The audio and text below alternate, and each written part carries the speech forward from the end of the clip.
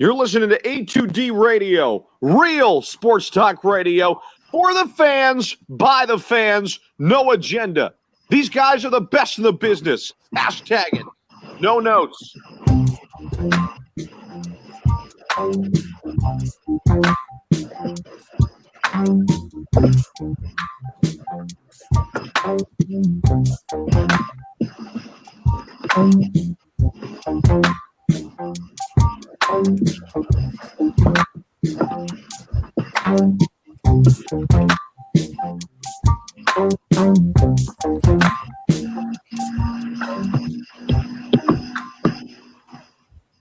Can you believe it, fam? Eagles, Redskins, this Sunday. It's here. The NFL season is upon us. We get Thursday night football this week. Oh, baby, it's here. It's exciting. It didn't feel like it was coming, right? I mean, it came quick. It really snuck up on us. Excited to have it back. Can't wait to talk about it tonight. Welcome in, family. You're joining a little combo show of PHIX AM to PM here only on A2D Radio. We're all still live from our own Real Talk studios. Every Wednesday night, we are brought to you by our doc. Make them yours. That's Dr. Paul Vidal, Specialized Physical Therapy, LLC, Burlington, Cherry Hill, Princeton locations. Find them on the web, specializedphysicaltherapy.com. Tom Arnone, Ryan Brodo, Ralph Del Vecchio, Frank Vespi, Yusuf in the house, right? Always chiming in. Going back again. For Eagles, Redskins. I can't say Redskins. The Washington football team. See, this is what happens. We talked about this tonight before we came on. How many times are we going to say it? Because it's muscle memory, because we've talked about this rivalry forever. So, Eagles versus the Washington football team. Yusuf in the house. He'll give us Washington's perspective tonight. So that'll be exciting. Greg Mwakovic will be in soon after he finishes. Probably a little wah-wah. So we're excited to talk to you tonight, and we got a ton to talk about. Later on the show, we'll give you 5 games against the spread. Everybody here. So we'll give you a little walking around money, which is always enjoyable for the people. So we'll have that later on in the show. NFL division records, predictions. We'll get into all that. Playoff teams, there's now 7 of them. So there's an extra one this year. So the first seed gets the bye. That's it. Everybody else got to play. So pretty soon we'll just have everybody. And we'll just get participation trophies away. So we'll get to that point of time. But right now, our biggest topic at hand is obviously Eagles versus Washington. We'll do a preview. It ties into our poll question brought to you by Ambuck Services, AMBUCK Services.com. 20% off. Tell them the boys from A2D Radio sent you. That's AmbuckServices.com. Our poll, the Philadelphia Eagles will be a playoff team in 2020. Well, there's 42 playoff spots. You know what I mean? But we'll talk about it. You guys let us know, though, on Facebook, YouTube, Twitter, Twitch. That's where we're live at. Everywhere you get your podcast, you can find us there as well. Like, subscribe, follow. You know the deal. We're here for you. Let's talk about it. The Philadelphia Eagles will be a playoff team in 2020. Agree or disagree? Gavin, I can't wait. I'm jacked up. It didn't feel like it was here. Now it's like Christmas week. Right? I can't wait to open up gifts. I got to pray to God somebody blocks Chase Young. I mean, but at the end of the day, I feel like Santa's coming down the chimney, and it's time, and he's going to eat his cookies, and the gifts are going to be glorious. That's what you got to hope for. So to the poll question, I completely agree. I mean, I agreed when there was only 6. So you had 7. You better be a playoff team. You're $64 million over the cap next year. You better be a playoff team. You're in win now mode for this season. You have to be. That's what it's been set up to do, Howie Roseman. Right now, I trust in Doug Peterson, and he always gets the most out of his players. So I got to expect that this is a playoff team this year. I mean, how can I not? This roster, even though there's been injuries, is still a well put together roster right now. I mean, the defense side of the football should be a top 10-ish defense if everything plays out right, okay? And the offense side of the football, and it all comes down to health with every roster, but if healthy, this should be a really good offense and an explosive one. And I'm excited to see how explosive they can be on Sunday. So this is absolutely a playoff team. And if anybody debates that, you're probably a crumb Cowboys fan looking for attention, because I'm telling you the Cowboys are a playoff team too. I mean, you have 2 playoff teams in this division, guaranteed, unless something drastic happens and a ton of guys get banged up, right? But the Philadelphia Eagles are absolutely a playoff team, and they're a Super Bowl contender like I talked about a couple weeks ago. I'm not running from that either. As long as my franchise quarterback is upright and I got playmakers, and I got a top 10-ish defense and a Super Bowl head coach, I'm absolutely a freaking contender. That's what a contender is. That's the definition of a contender. Okay, so that's the crumbs that don't want to put respect on Doug Peterson's name. Okay, this is a team that's gone to the playoffs 3 out of the last 4 years, 3 straight with backs up against the wall. I don't know if there's more resilient group in all of football. I don't know. You got to tell me. You got to find me a more resilient group in the National Football League over the last 3 years than the Philadelphia Eagles as a whole. You have to. I mean, you got to look under things. I don't know. You got to literally dive deep. There's nobody. There's been no team that's dealt with the injury side and is still back against the wall, found themselves into the playoffs. Has there been? I don't know. I mean, somebody tell me in the chat, because there just hasn't been. And that's why this team is a playoff team until Doug Peterson isn't here anymore and the whole culture change. Okay? But right now, the way they're put together this year, they're ready to go. I mean, they're ready to contend for this division. It's us versus Cowboys. Let giddy up. The best team's going to win it, and I'm excited to go to work. So at the end of the day, what defines a playoff team? A team with a franchise quarterback, a team with a top 10-ish defense, right? And a team with a top 10 offense. Like, you know what I mean? Like, that's what you expect them to be. Right around 10-10. If they're 10-10 on each, right? That's right where we could expect them to be. And with a great head coach, that's a playoff team. That's a walking playoff team. You know what I mean? I can't hand pick around the National Football League. That's a playoff team if 11's upright. Because Doug ain't just like quitting. You know what I mean? So as long as 11's upright, this is a playoff team. Let's go. We got it done with nothing last year. We got it done with nothing. And people are going to tell me this isn't a playoff team? The clueless individuals tonight will disagree with this. The idiots will disagree with this. We got it done with nothing last year. We got it done with me, you, everybody in the chat, okay? And I want to know where everybody's chiming in from, too. Let us know where you're living. We want to know. We want to know where you're at representing the Eagles or whoever you're representing in the National Football League, because we'll talk all national tonight, too, okay? But if you disagree with this, hang it up tonight. Just call it quits, log out, come back another time, because I don't got the time to expose you because there's a lot of guys on tonight. All right? But that's the definition of a playoff team. That's it.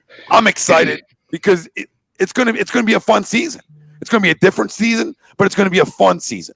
And we're gonna talk. We're gonna answer all your questions, comments, everything, and we're also gonna get into what we want you to do to win $75 free A2D gear. You gave your score prediction, offense and defensive players of the game. They're your tiebreakers. All right? So that's your tiebreaker talk. $75 free A2D merch. All you got to do, score prediction, offense, defense player of the game, screenshot it.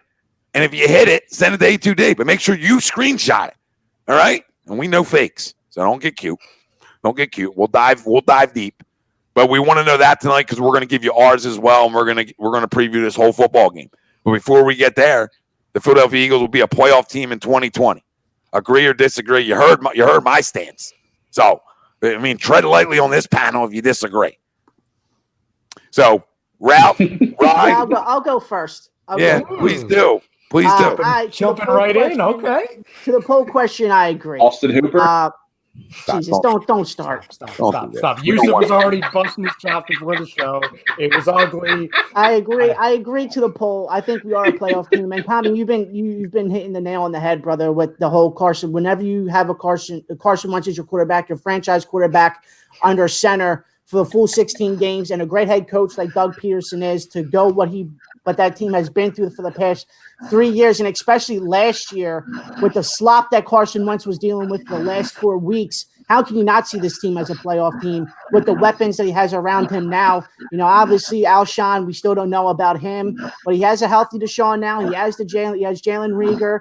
Obviously, Greg Ward's going to be in the slot to start it off. JJ's coming back. Hopefully, he has a great sophomore year. And then you have Miles and Zach Ertz and Dallas Goedert to also throw the ball to. So to the poll question, I agree. But for the division, I think whoever gets to 10 wins first wins this division.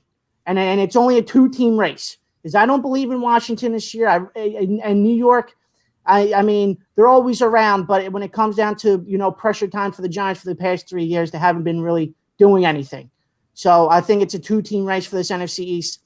And I got the Birds making the playoffs. Ralphie, What's up, buddy? Gavin in the comments below. He has a proposition for you. Are you willing to do that for your fandom for a W? I'll do that if he holds. Wow. If he no sacks, and 0 false starts. I will do it. I'll do it. Can I say something to you? Go right ahead. This is a future Hall of Famer, and I don't know why everybody's gonna push you in to get in the damn jersey. You know what I mean? Like, nobody should be able to push you in to get a future Hall of Fame jersey. The lack of respect, I don't like. I think he has now he's blocking the sun out, the moon out, Mars out. He's blocking everything out. Reverse psychology, you got to do with him. Reverse psychology. He's blocking the whole country out on Sunday. It's going to be exciting. I love it. Ryan, to the poll question, Philadelphia Eagles will be a playoff team in 2020. Agree or disagree? I went to Frank there. Who's got the vacuum going? Who has the leaf blower? I mean, unbelievable. Somebody's got a vacuum. Not me. Frank, I'll just mute you, and then when you talk, it is you. I just muted you, and it's you. Whoa, it's you. It's you. Watch. Ready? Watch. I don't know. I can't hear you. I can't hear you. Sign language. I can't hear you. Crickets. There are crickets out there. That's a loud cricket. I mean, that's a mongo. Vacuum? No, I don't have anything wrong. What are you, Sahari? I mean, where you at? I mean, that sounds like a lion. I mean, Frank, check the stream. Go on your phone and listen to the stream. I'm telling you, it sounds like you got 40 vacuums over there. Brad Ryer says, what up, bro? where's Brad? And he's right. It's all on Carson to stay healthy. Absolutely. 100% spot on. I mean, I'm banking. Well, Tommy, we got it last year, so hopefully we can get it again this year. Yeah, I'm banking on him being healthy with everything I'm saying. You know what I mean? Yeah. Like, it's all about 11. It's about the franchise quarterback. This is one that Howie can't miss. Not saying he did, but like he's missed so many. Like, this has got to be the guy that that's got to be upright and lead this football team just like he did last year. So, right to the poll question. Scare you though too? Like, I mean, obviously we know with our eyes. Yeah. Yeah. Yeah. Oh God, I didn't know if anybody could hear it. But no, obviously we know with our eyes. We know with our eyes that we all think Carson is there, right? But doesn't that scare you with how as many as Howie missed, that like at least he got this one right. Like, thankfully he got this one right because he's missed so many. Yeah, listen, he's missed a ton, but you hope to get this one. You hope it looks like this one's right. I mean, just if he stays upright, he's right. You know what I mean? There's no question about that. Yeah, he stays upright, right? So hopefully not Chrome. By the way, hopefully not. Yeah, let's avoid that. So yeah, but to the poll. First off, I just want to say to Tom's point too. It feels so great having football back. To TTP's point, he said it was so refreshing and exciting to hear Tom and us say score prediction. Like we get to do a prediction show for something, not like a recap of something that happened 10 years ago or like a bracket. Like it seems like it's been about 10 years since we've had predictions and football discussion. And we talked about it all summer back in the spring. We really didn't know if we'd get to this point. Now, it just seems it seems surreal at this point. And we've talked about in the past, like, it doesn't really feel like football season because of all the crazy stuff and also because basketball's still happening. Well, for some teams, not for the Sixers. And hockey's still happening for some teams, not necessarily the Flyers. So it's a weird time of year. But at the end of the day, we look all around and we say, it's just awesome. So I just want to say that. I also want to preface this by saying, and you guys kind of know this from the previous discussions, I'm down on the football team this year. I'm down on the Eagles this year. I think this entire offseason, mostly led by Howie Roseman, has been surrounded by just flat-out lies by this organization, lies after lies after lies after poor decision. But with that all being said, I still do believe they're a playoff team. I do. With the extended wild card, the additional slot, also because I think it's going to be kind of a down year in the NFC, not to where there's, all four divisions are going to have, the winning record in each division be 7-9, 8-8. But I think there's a lot of teams that are kind of in the same even playing field. I don't know if there's a team really running away with it. In the AFC, yes, I do believe it's more top. Why are you down? Why are you down on them for this year? I mean, you can be down on them in moving in the future, but with the roster this year, what would be like? This roster is better than last year. So that's my question. Like, I can understand looking into the future and having major concerns, right? But going into this year, this roster is 100 times better than last year. It's not even close. I agree. I agree with that, but I think my main gripe with it is that we kind of negated a lot of potential moves that could have helped us immediately. And I'm not going to just talk about obviously the 52nd overall pick and what we did there. Well, because I mean, you got to then look into the $64 million over the cap and talk about like off-season moves. There might have been more we would want them to do, but they couldn't do. But I mean, listen, I'll never run from bad picks. I'm never going to run from bad picks. That's factual shit. That's all over the place. He's been bad. He's been bad for a while now. I'm over how bad he is during the draft. But that being said, as much as I crush Howie Roseman, there's things he does do well. And free agency and trades is something he's always done a good job of. So to go get a Slay and Hargrave, you know, and Roby Coleman, I mean, he made 3 big moves this offseason. Now, you can't continue to win like that, all right? But he's made another 3 big moves this offseason, and all I'm saying is this roster is so much better than last year. To be down on him this year, I don't understand. So that's what I'm trying to figure out. But to be down on him in the future, maybe, if that's what you were saying, I'm on board with. Well, I would say kind of it's this year and kind of compared to the last 3 years. The last 3 years, starting in 2017, 18, 19, obviously, we've kind of talked about to where we have the inner core. We see a direction of this football team. And I'm not going to be one of those people that are saying, oh, we're retooling or we're rebuilding. I don't believe in any of that. Clearly, to your point, Tom, when we're $60 million over the cap, you're not rebuilding at all. That's just not what you're doing.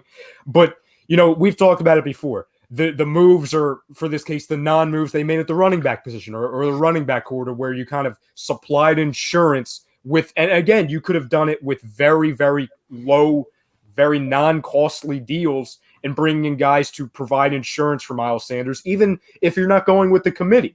Even if you brought in a Leonard Fournette, and we've talked about that. No, there's holes. I mean, there's holes, but I mean, every team that's walking into the league is going to have holes. So I got to look at, this whole thing comes down to the future of this team is if this quarterback plays another 16 or not, right? Yeah, well, if quarterback plays another 16, then my confidence in the future changes as well, even though we are $64 million over the cap because he's a carrier. He's got that ability in him.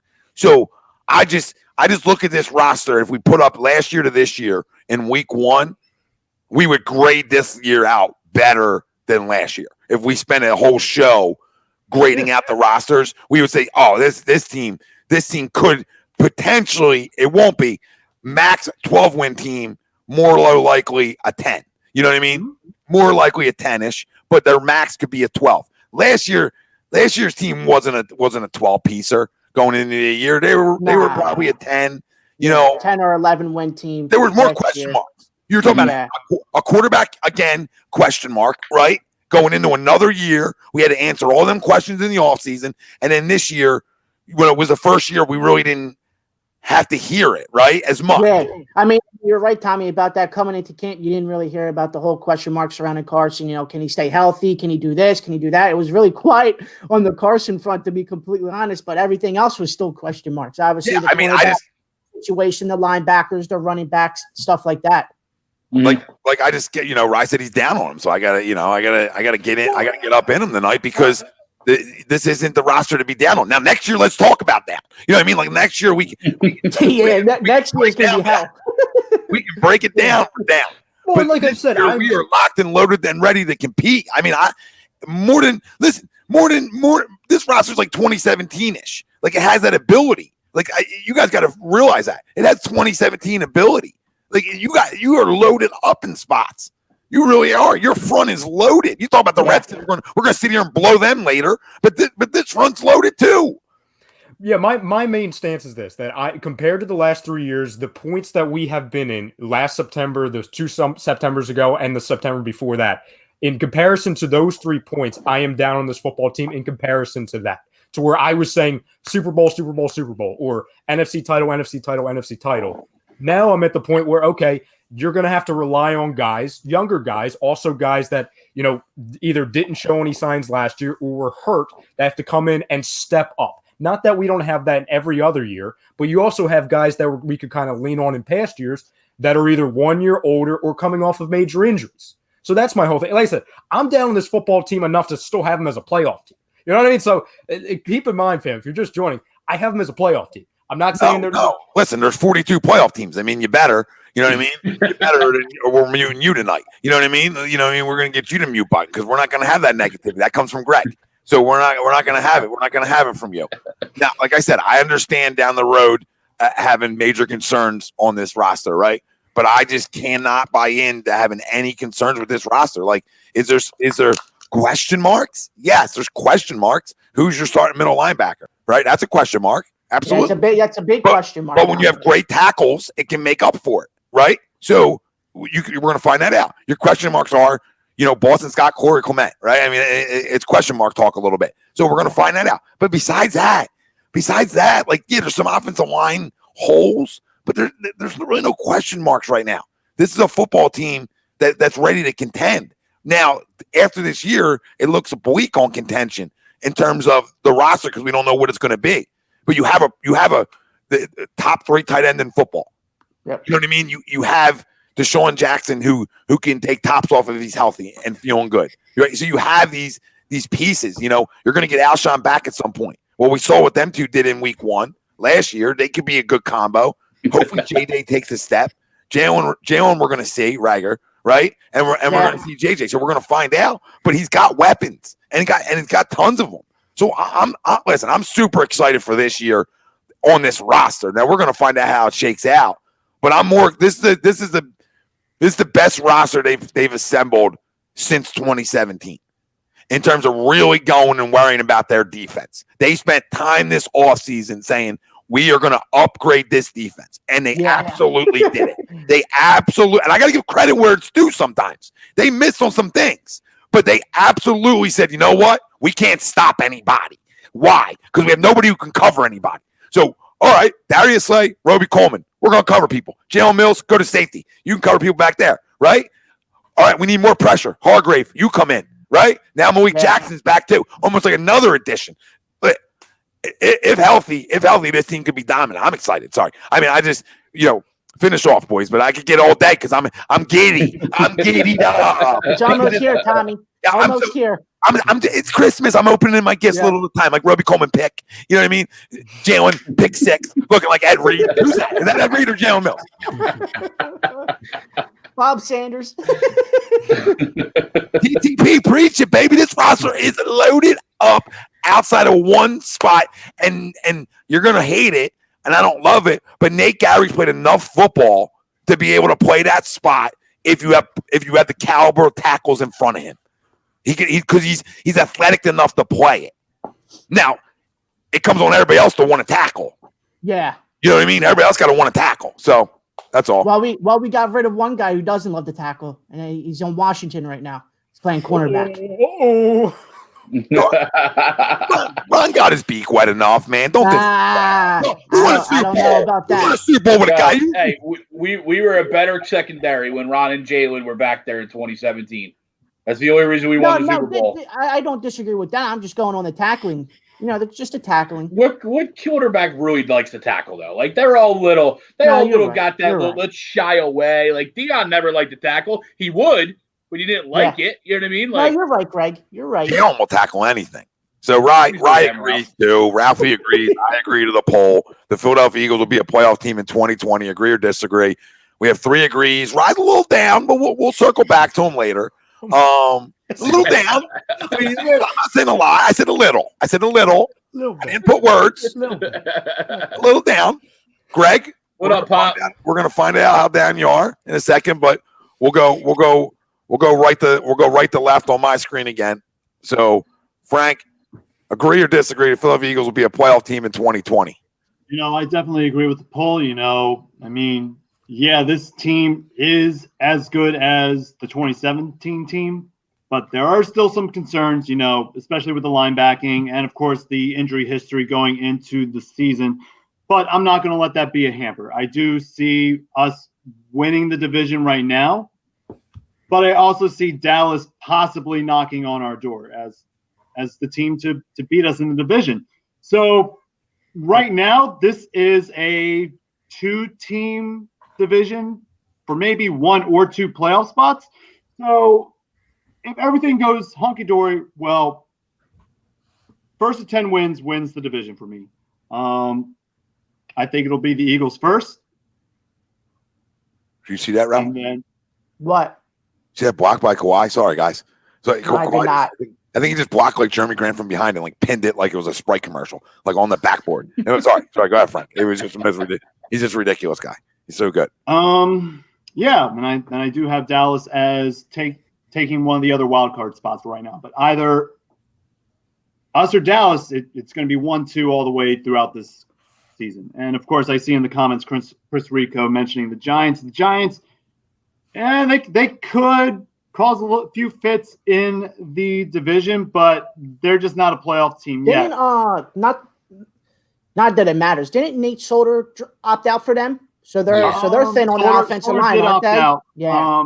The O-line isn't that It's not great. like he blocked anybody anyway, because it's been a mess for him ever since he went to New York. So, but I think the Giants. Wasn't he with New England before? England. Yep. Yeah, Yeah, it was an All-Pro there. He went to New York, and no. I mean, they could be a sleeper. They could be a scary team. Yeah. The Giants, they could be. Mm-hmm. They could be. We just don't know yet. We got to see we're gonna have to see how this plays out. Yeah, I see them having. There's still a couple players away. I'm not fully confident with Joe Judge being the head coach, but they do got the Clapper at offensive coordinator, so maybe that will There you go. a little bit. There you go. Yeah, but going back with Dallas, I mean, you got Mike McCarthy as your head coach. I mean, I commend Dallas's decision with at least keeping mostly everybody, especially Kellen Moore. So maybe the McCarthy-Moore mix, maybe it'll take the Cowboys team to the next level, but right now they're still going to linger behind the Eagles. So I agree to the poll. Eagles right now take the division, and Dallas with the wild card. Yusuf, how much did you pay Anthony to say that? Yusuf, are you Anthony? Are you Anthony, really? is that your burner account, Yusuf? What you KDing us? What are you KDing us in here? Is that what you're doing? Is that the rant? Is that the rant down there? I can't see. Is that Kevin? Yusuf. Well, I'll respond to that. I'll just say absolutely not. Maybe I would call myself the rant. Too. If somebody asked me, like, are you Kevin Durant? I'd say sure. I Sure. could say Merrick Jr. $25 for a picture. Yeah, you want. Don't post that. people will catch on. Yusuf, the Philadelphia Eagles will be a playoff team in 2020. Agree or disagree? Agree. I think it's pretty simple. Darius Slay, Roby Coleman, best slot corner. I won't disagree with that. The only kind of concern I have for Philly is the injuries and how that kind of stacks up. Because recent history shows that they get hurt towards the end of the year. But Carson Wentz, unbelievable quarterback. Hate that we have to see him twice a year because he has a history of absolutely torching us. As the cool kids would say, you love to see it. I'll never forget that Monday night game when Wentz escaped the sack and absolutely just torched us that game. But yeah, I do agree. I think the division will come down to the last game. Again. Again. But I do think you guys might not like me for this one, but I think Dallas will pull away with the division. I just think their offense is just too open. It's loaded. They have a great offensive line, great receivers. The only thing about Dallas is, does McCarthy run his system or does Kellen Moore run his system that he ran last year? But, I mean, I wouldn't be surprised if the Eagles won. I do think they are a playoff team, and I do think the Cowboys and Eagles will play in the wild card. Whoever wins the division will win that game. And I think the Cowboys have question marks, too. I mean, Lyle Collins is out for the year, right? So, I mean, yes. Yeah, they put Collins on the IL. Gerald McCoy, they brought in, thought would be a good addition, tackle, out for the year. So, I mean, they're right up front getting beat up just like the Philadelphia Eagles have in two major spots for them. So they're in the same boat. I mean, I think these rosters are very comparable. And they don't have Frederick anymore because he retired, correct? Or he opted out. Yeah, He's so retired. he's Okay. gone. question marks So up, they have a new center this year too. So question marks up front. Who we don't know what CD Lamb's going to be yet. We assume he's going to be good, but we don't know. People are crowning Michael Gallup like he's Michael Irvin. Calm down, okay? Like, calm down. Michael Gallup's a good receiver. Let's not overhype Michael Gallup, please. Amari Cooper will have 5 great games and then disappear, so we know what his act is. So the whole thing comes down to how good is CD Lamb? And is Ezekiel Elliott healthy? We know Dak's going to play 16. That's what he does, right? That's what he does. I mean, Eagles fan or not, you admit what guys do. The guy's durable. He plays every game, okay? So it comes down to the fact of the matter is, does Ezekiel stay healthy? Because that's what their offense runs through. All right. And who is CD Lamb? Because we know the other two. Michael Gallup, good. Amari Cooper, top level receiver, just comes and goes sometimes, right? yeah, So disappears. so their whole offense going to come down to, did they hit the CD Lamb pick? That's all I'm trying to say. Did they hit the CD Lamb pick or not is what their offense comes down to. And is Diggs a good enough corner year one as a rookie to come in and replace a Byron Jones, right? So that's another little question mark just because he's a rookie. We don't know. That's another question mark. We assume he's going to be good, though. So, Greg, to the poll question, family, to the poll question, the Philadelphia Eagles will be a playoff team in 2020. Agree or disagree? Where do I go? That depends on how you want it to go for you. I do agree they are a playoff team. I really do. I think, we're all in the same boat. They're a 10-11 win team, but I also think there's less margin for error, especially injury wise, with this team. Certain spots, especially the offensive line, we're not as deep as we usually are, right? So we can't sustain a whole lot of injuries, which I think it allows that margin of error to be lessened than in past years where you had a little bit more depth at key positions, right? Running back, and we talked about it. We didn't go out and add that veteran. We're relying on some young guys that can do some things. But if we sustain a major injury there, then what happens? We obviously went over and looked at the linebacker core and what that is. I agree. Nate Gary is going to be a part of that, and I'm good with that. My son TJ Edwards looks like he might be getting a start, so we'll be good there. I had to make sure to drop that name, but I just think that we are very, our roster is very good, but I don't think there's a lot of depth in key spots to sustain injuries like we have been able to do in the past. Fair, and I don't think any football team really is. Like no football team is Madden loaded where they come in every year and like, well, if 7 guys get hurt, we're going to be fine. Right. You know what I mean? Nobody is. So everybody's in the same boat. It comes down to the healthiest team usually wins. We just somehow won without the healthiest team, like because that's how Carson end. You know what I mean? Like that's how when you never win. That's For the past 3 years, it's been like that too, Tommy. Yo, yeah. All these injuries piled up, and you think we're out of it, and then it's like, Jesus, we're winning divisions and making playoffs. And guys are stepping up. Like guys, you don't expect they're stepping up because this coach is something special. You know what I mean? And Greg can not like it, but he's something special. Guys play for him. TTP says, Tommy, I remember when he said CD Lamb is going to stink because he can't run routes. What happened to that confidence? We need that energy. That energy's here. I watched him in the backyard that one time during quarantine run routes. It was the worst. His footwork stunk. Now I haven't watched him since because I don't want to. I want to keep that same confidence. TTP. I want to promise the people the guy can't run a stop and go. I want to promise the people that. So hopefully that holds. And then you turn on Jerry Judy's footwork tape, and you're like, oh, Jerry Rice. Dude's doing that at a kid's soccer. Like the guys in the background of the kid's soccer game, working cone drills. Like, oh my God, look at them feet. Look at them feet. How do you pass on them feet? Like, how do you not trade up for them feet? I'm trading it all. Like I'm giving you my house, other things. I want to keep my job. I can buy another one. You know what I mean? So I'm giving you all types of things that make sure that I don't pass up or not be able to get those type of feet. So, but listen, I'll tell you one thing about our Jalen Reagor. If he comes back week 1, I like him a lot more. Looks like there's a chance. Because now I feel like there's a little toughness, right? Which I already thought there was. Little dog. We love it, Ralphie. The city of dogs. You know what I mean? I'll bark at him from home. Every time he catches the ball, not in a Vic way. You know what I mean? Like in a different way. Like I mean, Omega you said- Sci-Fi way? Cute on? Oh, Yep. breaking news, Woj bomb. What? Sorry. Jesus. Candidate. I thought it was a head coach. It was candidate. It says Chauncey Billups has emerged as a candidate in the Pacers search. But why would Woj drop that bomb? Sorry. Also, even if it was real or a thing, you acted like you were announcing like Guys, Chris Tom Paul. Seaver died. Yeah, or like Tom Seaver.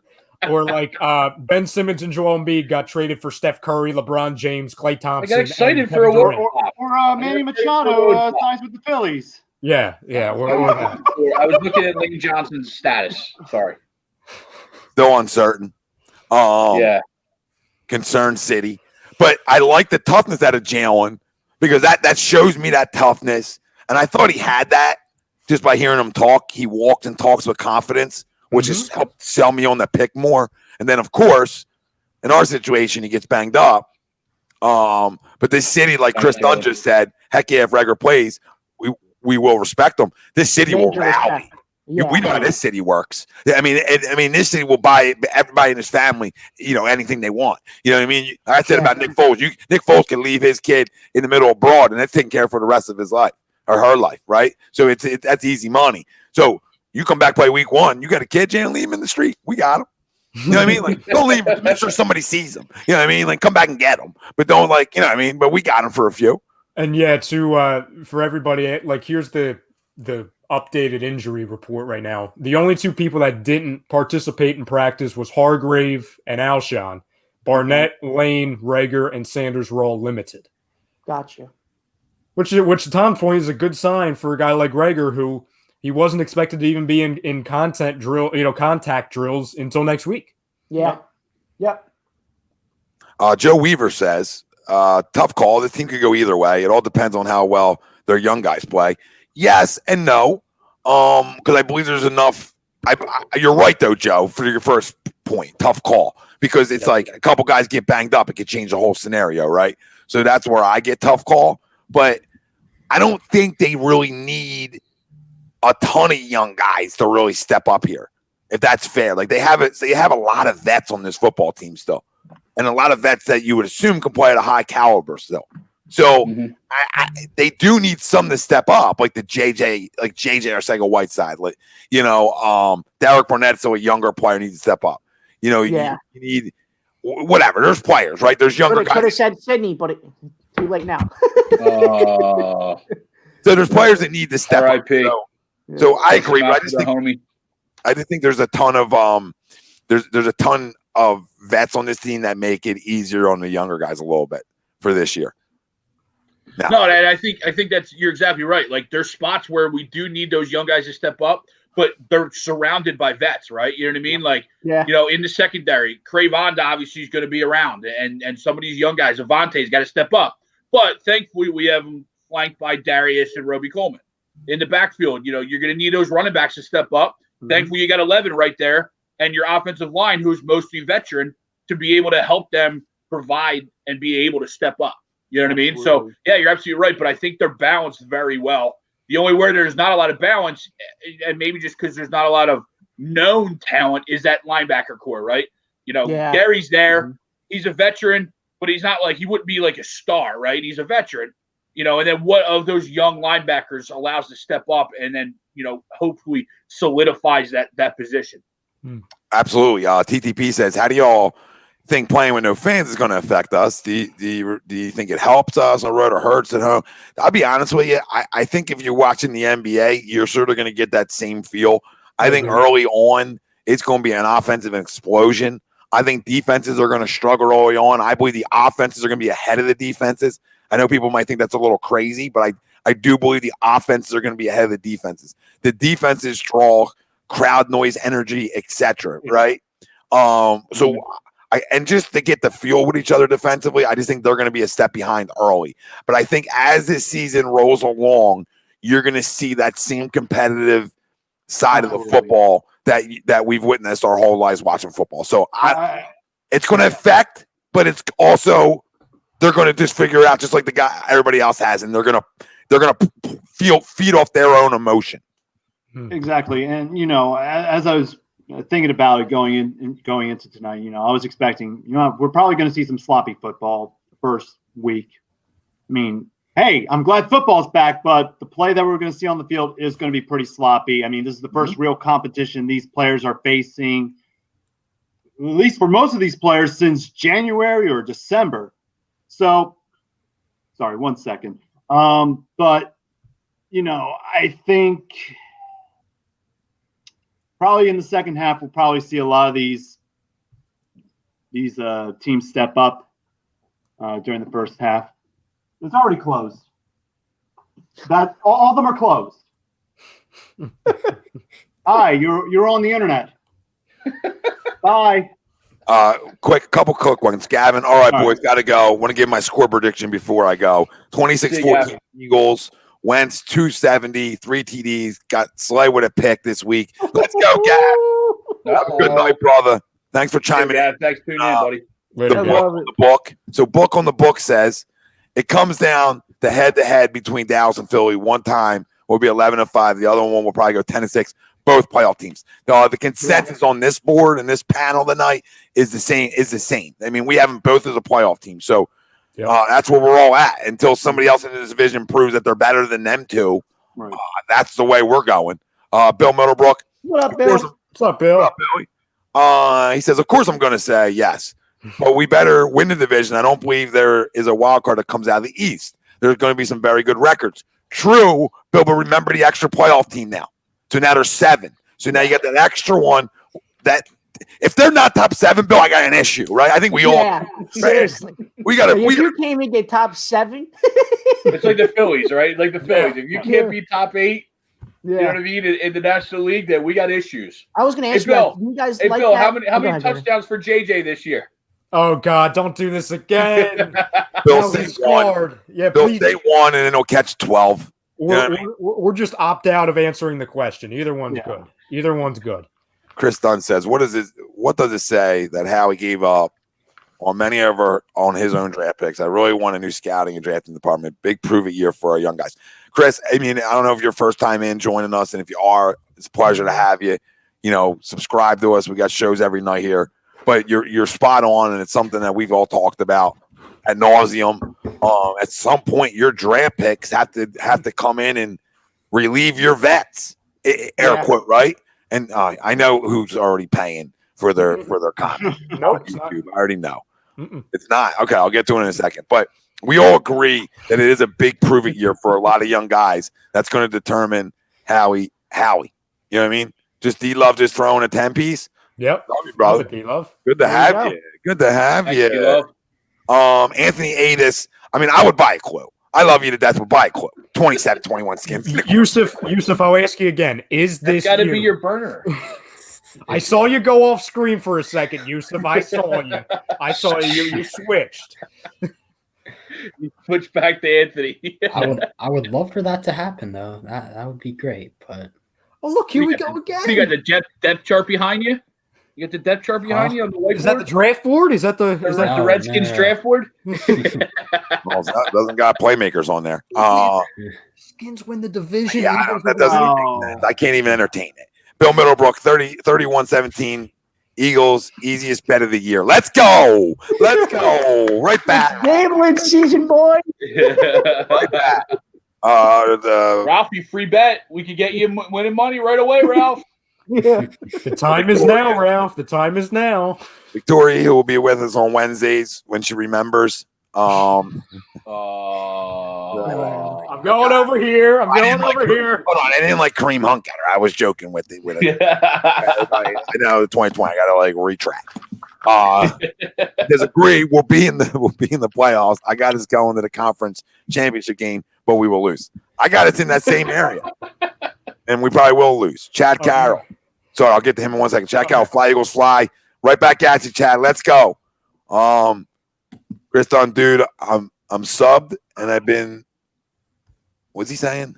He's basically been with us for 2 years. Oh, he's been here for 2 years. Yeah. Right. You asked him if he was new. He says he's been here for 2 years. Love you guys. Love you too, brother. Right back at you. Bobby Eagles. What a name. Love it. JJ's a glorified Riley Cooper. No confidence in his hands. 2 touchdowns for the season. At least he can block downfield. Jeez. And at least JJ didn't say any words that are not so appropriate. I was going to steer clear from that one. But yeah. I know you have to say it. But great to have you. Yeah. NT 627 about Woj news about Chauncey emerging as a Pacers candidate. Maybe it wasn't fake. Maybe it wasn't fake. Anthony A says somebody has to be the bad guy, but you can still be a real guy.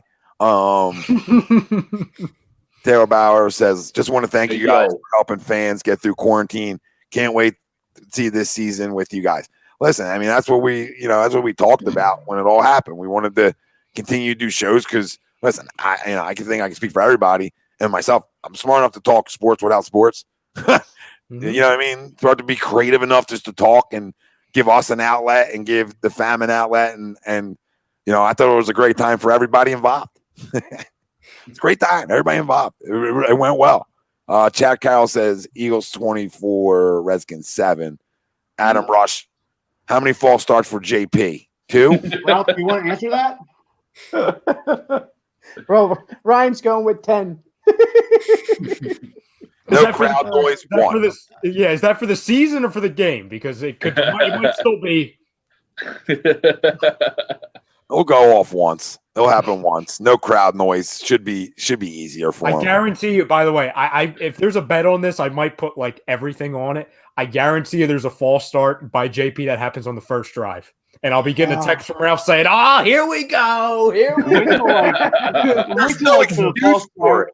No, there's no excuse. There's no crowd. There's no fans, Tommy. There is no an excuse. fans. It's that defensive line across from him. You know what I mean? Like he wants to be able to get that start on Chase Right. and Exactly. Montez and all those guys. And wait till it's like a false start in the red zone where we're driving so nice, and then it kills all the momentum. Yeah, those are the worst ones. Oh, absolutely.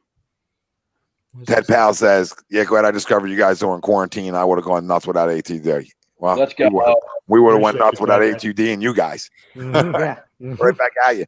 Brian says, I'll be happy if J. Joel has a season like Riley Cooper did. Several games. Cooper caught bombs from Foles. Yeah. There we go. There we go. Look at that side. Anthony Adis, cousin Negadelphi tonight. 4 JP false starts because his fat ass is old. Oh my God. I'm starting to think Anthony is Ralph. I'm starting to think it's Ralph. Hey, now. me. Anthony's been around too long, though, to be anybody because he's been around too long. Yep. You know what I mean? He's just Anthony, and he's just being an issue tonight. Chris Dunn, JP, last Jesus. please no. We can't have man. we can't have that. Don't do this. Chad says DeSean catching 2 bombs from Wentz. Listen, it's there. That proof's in the pudding when they were on the field together. Hey, So it happened last year, week 1 too. Just saying. Just saying. I hope. Ben And says- Darby's on the other side. Ben said 0 false starts. Thing of the past, he's saying. Ooh. Let's go. Yeah, I mean, I don't agree, but I like the attitude. I don't agree though. He might not have any in this game. I mean, he'll have some throughout the year, but I can see him go a game without it. I mean, it's not something he hasn't done. So, you know what I mean? It's not like crazy and there's no crowd noise. So he could, Yeah. but we'll find out. We will find out. Isn't it crazy that like through the speakers though? say that again, Yusuf? There's gonna be crowd noise through the speakers at FedEx week It's 1. amateur hour. It's amateur hour. Crowd noise. Do they Who got even have real enough quick? fans to create crowd noise? Well, Even the tape? somebody did ask. Ted Pollard asked more Eagles cardboard cutout fans than Washington cutouts. Oh, that Jesus. is good. That is a good one. That would Very be good. I want hilarious. tickets to you guys. We've been known to take over your building. not That's Dan What team, Snyder. That's Dan Snyder. what team got in trouble for that pumping in crowd noises? Was it Atlanta? It was Atlanta. It was Atlanta. Yeah. Yeah, dude, they were trying to decimal like the last. In a dome, Tommy. In a Kind of dome. 120. You That's gotta pump more crowd noise in a dome. It just They wanted a freaking earthquake in there. I mean, they were rocking and rolling. they saw how loud Seattle got with an open stadium. They wait. Well, no, they were trying to recreate New Orleans, but like on absolutely. steroids. Yeah. No, they were trying to be Kansas City. Like their decimal level gets the highest. Yeah. Yeah. So they're trying to be like 120 and like. And wow. they're having fans tomorrow night, correct? They are. It's like 25%. Who They're allowed to have in. Yes. Yeah. Yeah, like 5,000 or like 6,000 fans. Listen, Yeah. I don't got the time to get into this. I know Sleeps has talked about it. I agree with him. How does like certain teams all have to make their own damn decisions? How is this not an NFL league-wide determination? Yeah, I don't get that either. I don't get it either. This has nothing to do with the C word, right? This has to do with just here. This is like common sense. How does you run the league? How can you have some have it and some not? You just have to then go with the majority, and if the majority can't, then you can't, so the majority can.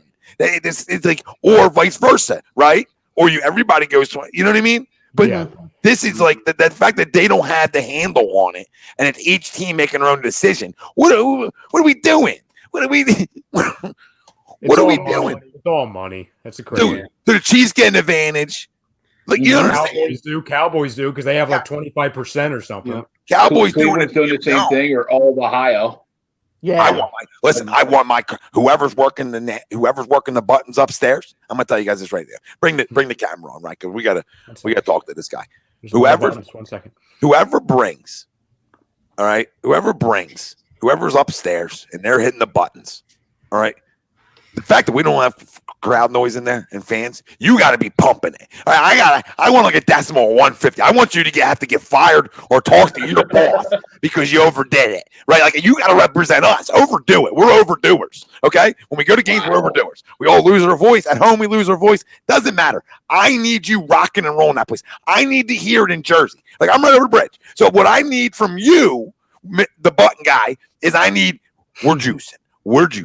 We're juicing because I want to hear it all over here because the players need it, and I don't like that the Cowboys get an advantage over the Philadelphia Eagles. That's why I can't say in the NFL sometimes. You're going to allow this to happen that some teams can have fans, some can't. So my PA guy, you better be jacked up. All right, take me off. Wow. Can we hire the? Tampa Bay scored with 7.8 seconds left to break the tie in the third period. You're going to tell me another breaking. Yeah, I was waiting for that. I'm like, who's the candidate today, Greg? Who's the candidate today? Can we hire those air horn people from across the street at the Citizens Bank Park? The pandemic crew? Yeah, should we just get them? Just air horns the entire game? Yeah, no, I mean anything would help. Paltero, I'm not going to calm down. You shut your mouth, okay? I'm going to get as aggressive as I want to get because it's dumb. I don't like advantages. Like that's an advantage. Having fans and not having fans is an advantage. We are not the Miami Marlins of the NFL. All right, we're rocking 60,000 goddamn plus up in your shit, and they're loud. You tell me that's not an advantage for every team that sells out and has huge crowds? It's a huge advantage. I feel for all the teams that can't have it compared to the teams that can. That's not, you know what I mean? So the NFL should just did a smart enough job and said, no fans yet. When everybody gets there, we'll get there. It's done. You can make so much money off the TV. The TV's where your money's at. Why people? Oh, they're losing money on the fans. No, they're not. They're losing. The money comes from TV. The billions and millions of dollars come from TV. The other's just extra. It's walking around money. Right? It's walking around money. That's what it is. We're a little walking around. Get Gator a little walking around money. That's all it is. Freaking, shut up. I'm not relaxing. Shut up. I do want to answer Don's question. Where'd that go? Because Paltero's spamming in it. You know what I mean? Love you. There you go. This one, Yusuf? No, it was one. No shot. How much you all want to bet? You want to bet hoagies, sandwich, whatever you want to bet? No, I don't see it happening. If he gets 4 sacks, I'll buy Yusuf. I'll send you 3 Philly cheesesteaks, real ones. If he gets 4 sacks in this game. He gets 4. Now you tell me 3. I'm not betting it. If that was gonna happen, we're in for a long day. Long day Sunday. Probably would have happened with Dillard, but a long day. Yeah, I bet on that. Yeah. It's a shame he's not available. Yeah. All right, Yusuf, good deal. And all I want back is just Tom. You're right. You didn't get a postcard. That's all I want. I don't want anything back. This is just me giving you something if he gets 4. So I lose twice. You know what I'm saying? I'll send a DC postcard your way, Tom. So let's get to some of the other questions. Don asked one earlier about the rookie. I think it got removed, but that rookie's Antonio Gibson. I'll get more into him later on, but I like him. It's looking really good right now. So hopefully all is well. Really excited. Good enough to get rid of AP. Yeah. Yeah. Yeah, I hope that doesn't come back to bite us in the ass. I really do, but hopefully it works out. See here. Yeah, because you're just leaving yourself open for a lot of unknown. You know what I mean back there. Yeah. You know, a lot of unknown, but a lot of potential. You know what I mean between Gibson and then Bryce Love later on with the depth chart, depending on his injuries. Mm-hmm. Right. I mean, there's a lot of potential back there, but you're right. It's a whole lot of unknown right away. Mm-hmm. Bryce Love was on the bubble of making the roster. He was about to get cut instead of AP, but I guess Rivera likes the young guys and wants them to have the opportunity. So that's probably a good decision. You know what I mean? Yeah. Because Bryce was a monster at Stanford, so it was you go with that talent, right? You know what I mean? I know there's a little bit of an injury concern. Yeah, what was his injury coming into the draft? I think ACL. it was lower body, ACL. Gotcha. You know what I mean? But you go with that talent. You know what I mean? And then you hope the injury comes back, or you don't. Not the injury comes back, but you hope he comes back from the injury. Yeah. Brian says, yes, it'd be a PS hypothetical. Eagles go week 1. Redskins have 20,000 fans, and they come here, and we have John Daly in the stands, shirtless, like Stan's dad talking to himself. That's PS. And that's all I was saying. So Bobby Eagle says 4 sacks. 4 sacks not happening. Doug will run 2 tight end packages so fast it will make your head spin. I agree, Bobby. I agree with that. Maybe 2 is reasonable. Two sounds reasonable. 2's reasonable. Yeah. 2 doesn't get you sandwiches. Nope. No. Fair. Pop says, of course he will. Of course we'll have a 2-headed monster. Palatero, yeah, I mean he will. He'll get his tight ends in there, and he'll get Dallas in there who blocks well. So, do you guys want to get into our score predictions, our offensive defensive player of the game, and the family out there? They can chime in. We want theirs. We already told you $75 free A2D gear. So that's A2D gear on the house, but you have to put your offense and defensive player of the game in. They're your tiebreakers, right? So if the score ties, your offensive guy ties, your defensive guy probably won't tie. And if 2 guys really do tie, then I'll just give it to both of them. Doesn't matter. All right. But right now, 1. So chime in. We want your score, offense, defensive player of the game. All right. Ralphie, I'm going to let you do the honors again. I will take one for the team. I'll go last, which means there'll be like no players available to pick from. But I will take one for. So we're doing scores and players of the game, correct? On both sides. Your score, and you're going to go your offense and defensive player of the game. We've been waiting a long time to get to this point, everybody. It's back. It's official, man. Eagles football's back. Now I'm ready. Now I'm ready to go. Now we're here. Like I'm gonna go piggyback off of what Frank was saying, earlier in the show, where he was talking about how the offense will be slowed down, or I mean, not the offense slowed down, but how much rust there will be since some players haven't played until January and December. And how slow week 1 usually is, where, you see a lot of fumbles and interceptions and wrongdoings, and scores are pretty much low until halftime. But for this Sunday, I got the Birds winning this week by a score of 28-14. Birds win. My offensive player of the game is going to be Zach Ertz, and my defensive player of the game is going to be Roby Coleman. Debut. Woo! All right. 28-14 Birds. I love it, Ralphie. 26-17. Frank. TTP 26-17, 11, 373. Woo! Fletcher with 2 socks. 2 socks and sacks as well. Oh, it says sacks. No, I said socks. I see. I see. Yeah. I was going to say, you screwed up, not him. Not TT. No, I screwed up. There's no question. I just wanted to hear you say that. That's all. Frank. Now I'm back. Sorry, I had a barking dog. That's okay. Again? A lot of activity over there. Again? Hold on. Yeah. Frank, before you go real quick, Victoria, if this happens, I can't. 13-7. I can't watch a 1992 game. You know what I mean? That's all. I'm just not into the 1992ers. So that's all. I love you. We'll see you Wednesday. Well, everybody else will see you on Birds of a Feather tomorrow night. But I'll see you Wednesday. So here we go. Go ahead, Frank. Your score All right, prediction. I've so- been prior to the game. For my score prediction, I am going to go with an Eagles win. As I mentioned, that there was going to be some sloppy football, but I think the Eagles do get it together and beat the Washington football team with the score of 30 to 10. I almost said 30 to 13. Wow. But I'm going to go 30 to 10. My offensive player of the game, I'm going to give it to. Yeah, I'm going to give it into an entire unit. I'm going to give it to the the Frank- Almighty. Jesus, Frank. You Unit gotta talk. Frank, gotta I'm sorry, Tom. This is what happens. I was waiting for it. This is a thing. This is a normal Unit talk. I'm going to tell you what's not a thing is I got a hypothetical gun to your head, and you got to give us somebody. You gotta ain't go going one. whole unit. You ain't uniting us. That's what she said. You know what I mean? You're not uniting us. No unit. Yeah, no. Right? Then more specifically, Jason Peters. As There you go. offensive There player you of the go. game. Okay, I like it. Spicy. I mean, Himself.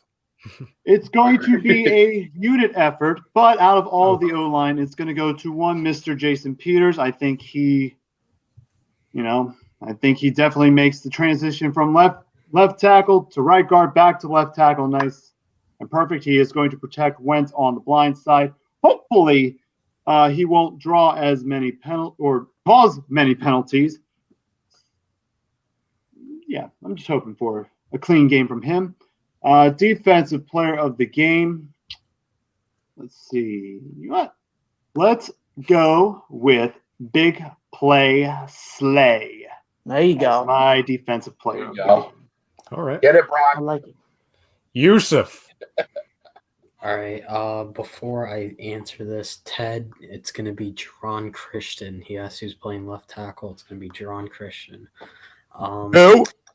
Jer- Who? Just asking for a friend. Jerron Christian. All right. I really Tommy, hope you we see- don't regret saying that, by the way. I really hope we don't regret saying that. Tommy, you see TTP's comment? Listen, that son of a bitch is in here still. I don't know where he went, and I noticed there was a crack in the like the garage door part, and I was like, "Oh my god, who left that open?" Right now I don't know what I'm. Now the whole family's in. Like, yeah, Ralphie. Now I don't know what I'm up against. One goes in to checks if it's clear, and then he comes back down and says, "Yo, guys, it's clear. Let's go." That dude must have went up in the chair. That dude must have went up in the chair. He must have said, "Let me go see what's up here." You know what I mean? They moved it. He must have leapfrogged. Like, he must have been Jordan in his prime from the foul line. You know what I mean? Like, and I'm like, where'd he go? Okay. So I'm still, listen, heads on a swivel. But TCP, the hour mark is where I usually, you know what I mean? This is what I do. But yes, I'm always the head swiveling. Correct. Score prediction. I have the Eagles winning 24-21. Ooh, close game. I'll give my player of the games for both teams. I'll start off with my Washington football team. Offensively, I have Scary Terry.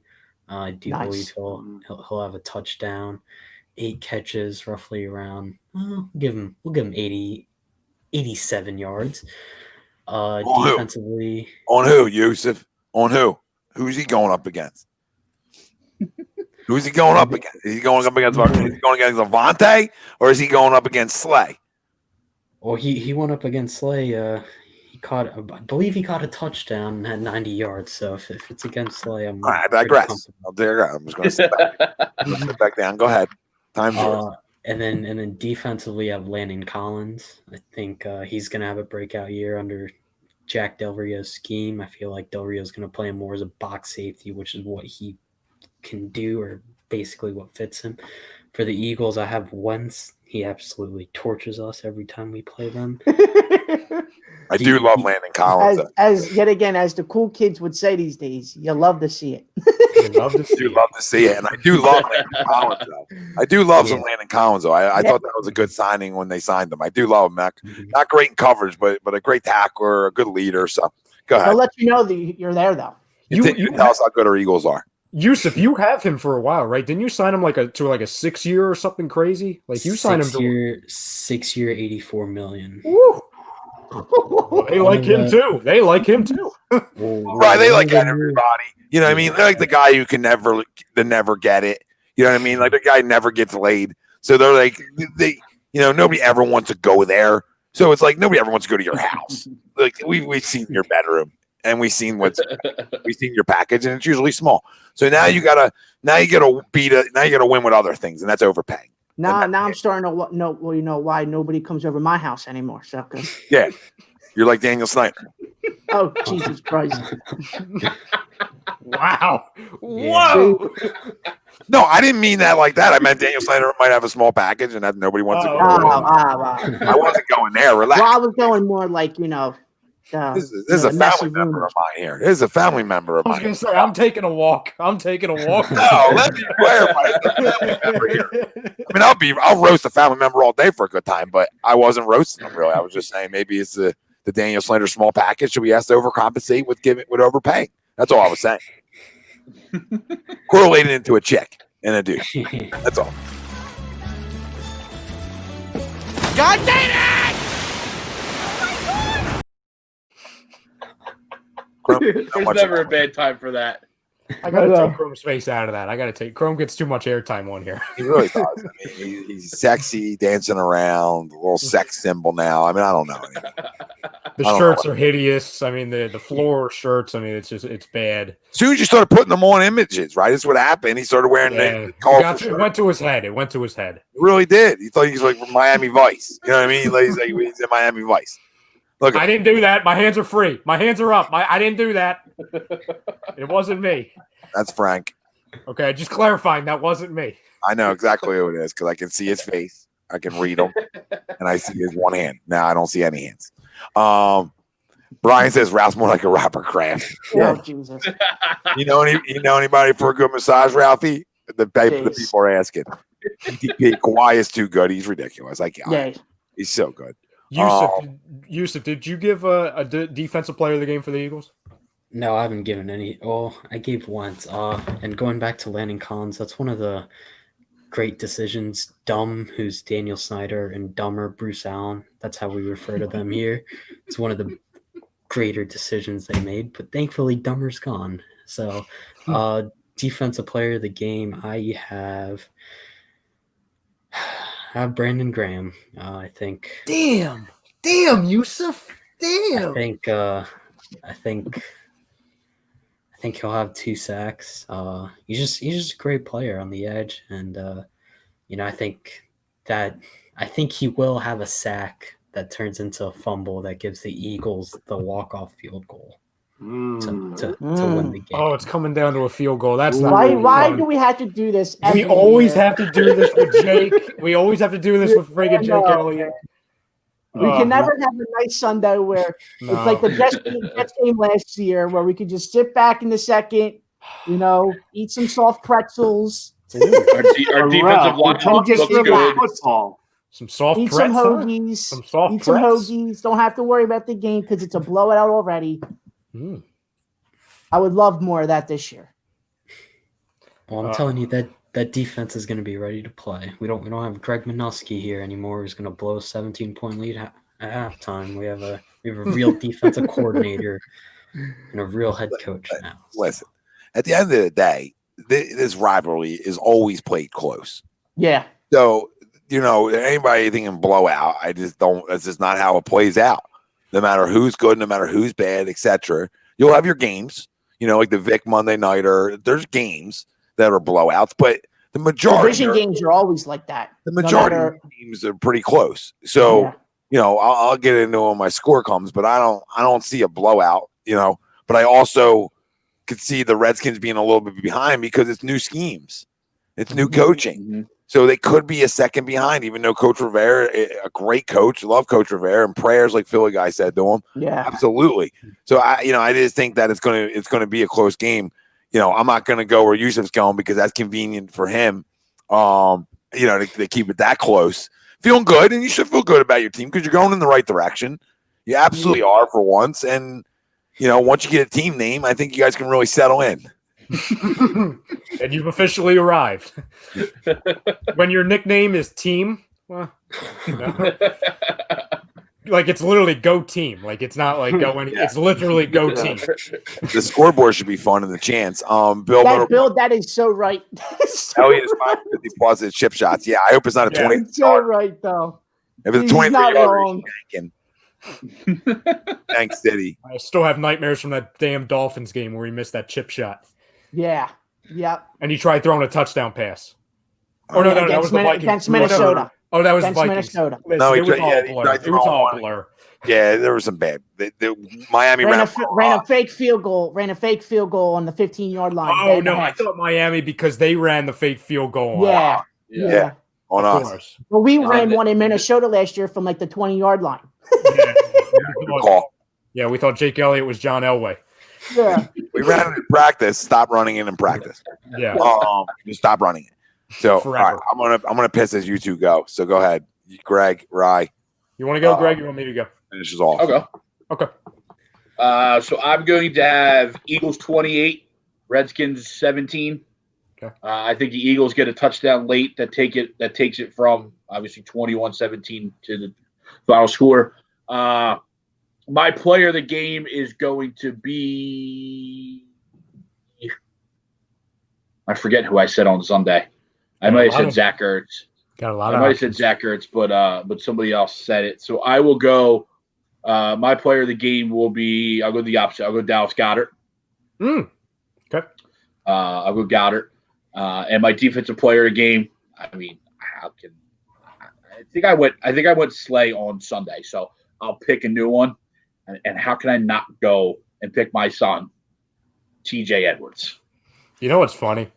If you weren't going to do that, because my initial guy was Brandon Graham. If you didn't do that, I was going to. So I'm glad you did, so I don't have to act like I'm being serious. So yep. I'm actually being serious. No, I know you are. I know you yeah. are.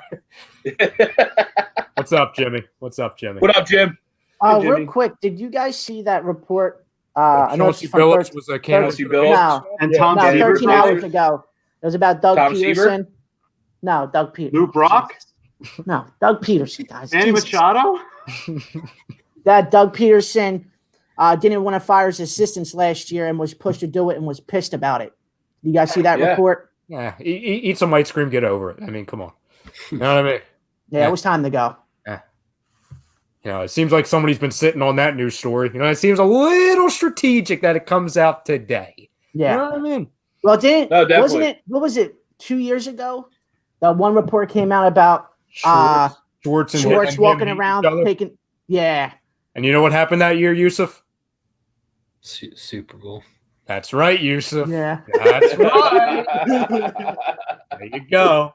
No, I mean, I'm not necessarily saying that report's not true because obviously Doug said the day before that he was bringing him back, right?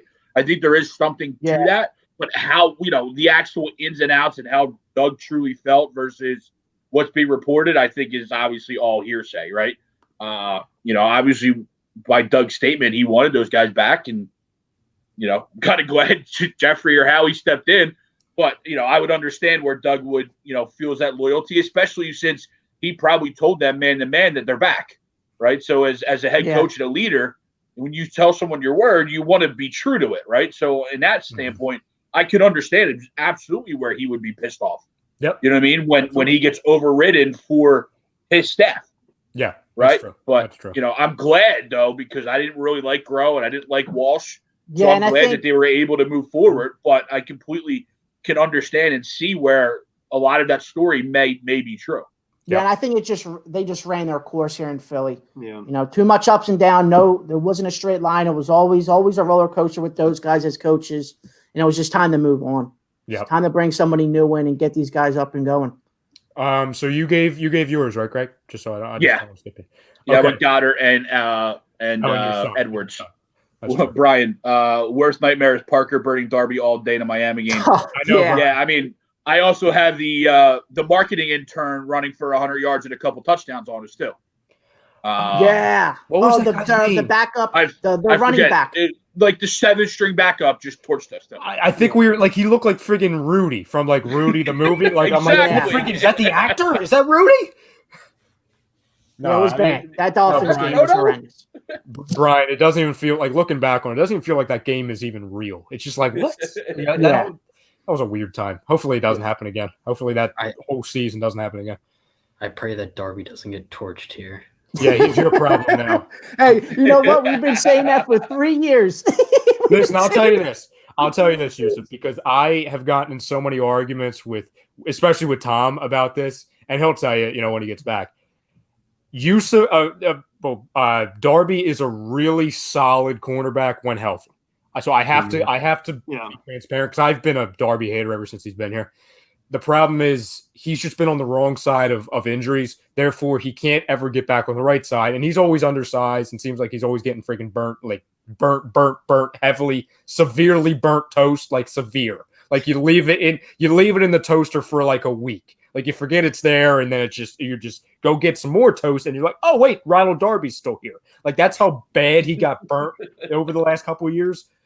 But it seems like he's finally on the right side of the health. With that being said, I hope he absolutely gets torched every single play I see him on Sunday. But that's my scouting report from a Darby hater. For me, for the game, I do think it's going to be a little bit closer. Number one, because in every division game, it's always close to some extent. And also to Frank's point, we were talking about this a lot, today, and we're going to. I think it's going to be the theme.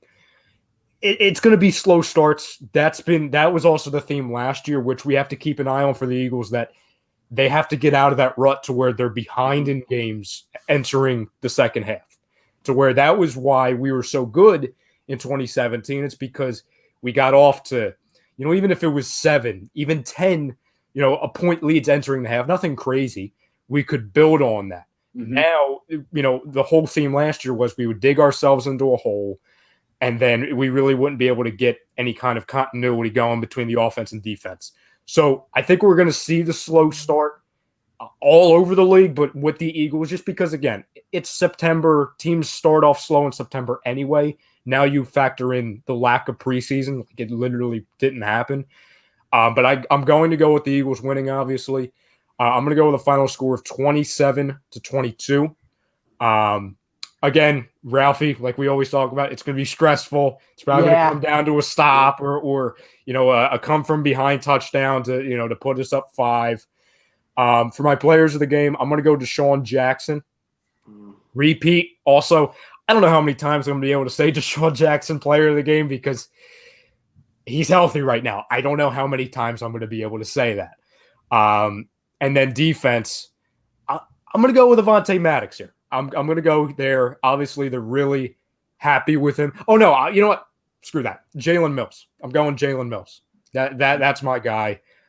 They've been really happy with him. I think Avonte's going to have a good game. No disrespect to Avonte. But I think Jalen Mills is going to show that he's way more comfortable in the safety role than when he was kind of forced into playing the cornerback position the last handful of years. Let me see. So the official line as of right now is Eagles -5.5, over under 43. So I think, Ralphie, what was your score again? 28-14 Birds. So you had Eagles cover. You were under though. Frank? I had 30-10. Covered but under. Yusuf, Redskins covered and under. Right, you 24-20? 24-21 Philly. Oh, so they okay. So yeah, Redskins covered and went over. I was 28-17, so I was under and cover. Rye, 27-22. You're over and a cover. Nice. Okay. Bobby Eagle says, how are we starting slow? We have the same offense we've ran for 4 years. WTF, we will have a slow start. No preseason hurts them. It hurts everybody, Bobby. It hurts. I'm not saying and especially for these rookies that are going to be starting on Sunday. I mean, this is going to be the first time they're going to be at an NFL game. So that having no preseason kind of hurt a lot of people, especially some of the veterans that got cut on this team, like Rasul and Sidney. And maybe some guys like, I don't know, Prince Pega not having a preseason. I mean, that kind of hurt their stock a little bit. And the reason why I bring up the slow start, it's not because I don't think it's going to hurt the Eagles. My point is the reason why I'm saying slow start is because if it was later in the year, I'd probably be having the Eagles putting up 30 something. You know what I'm saying? Like I have it. The reason why I say slow start is because I have it as a quote unquote lower scoring game compared to a lot of the quote unquote experts that are saying the Eagles are going to win 35-10 or something.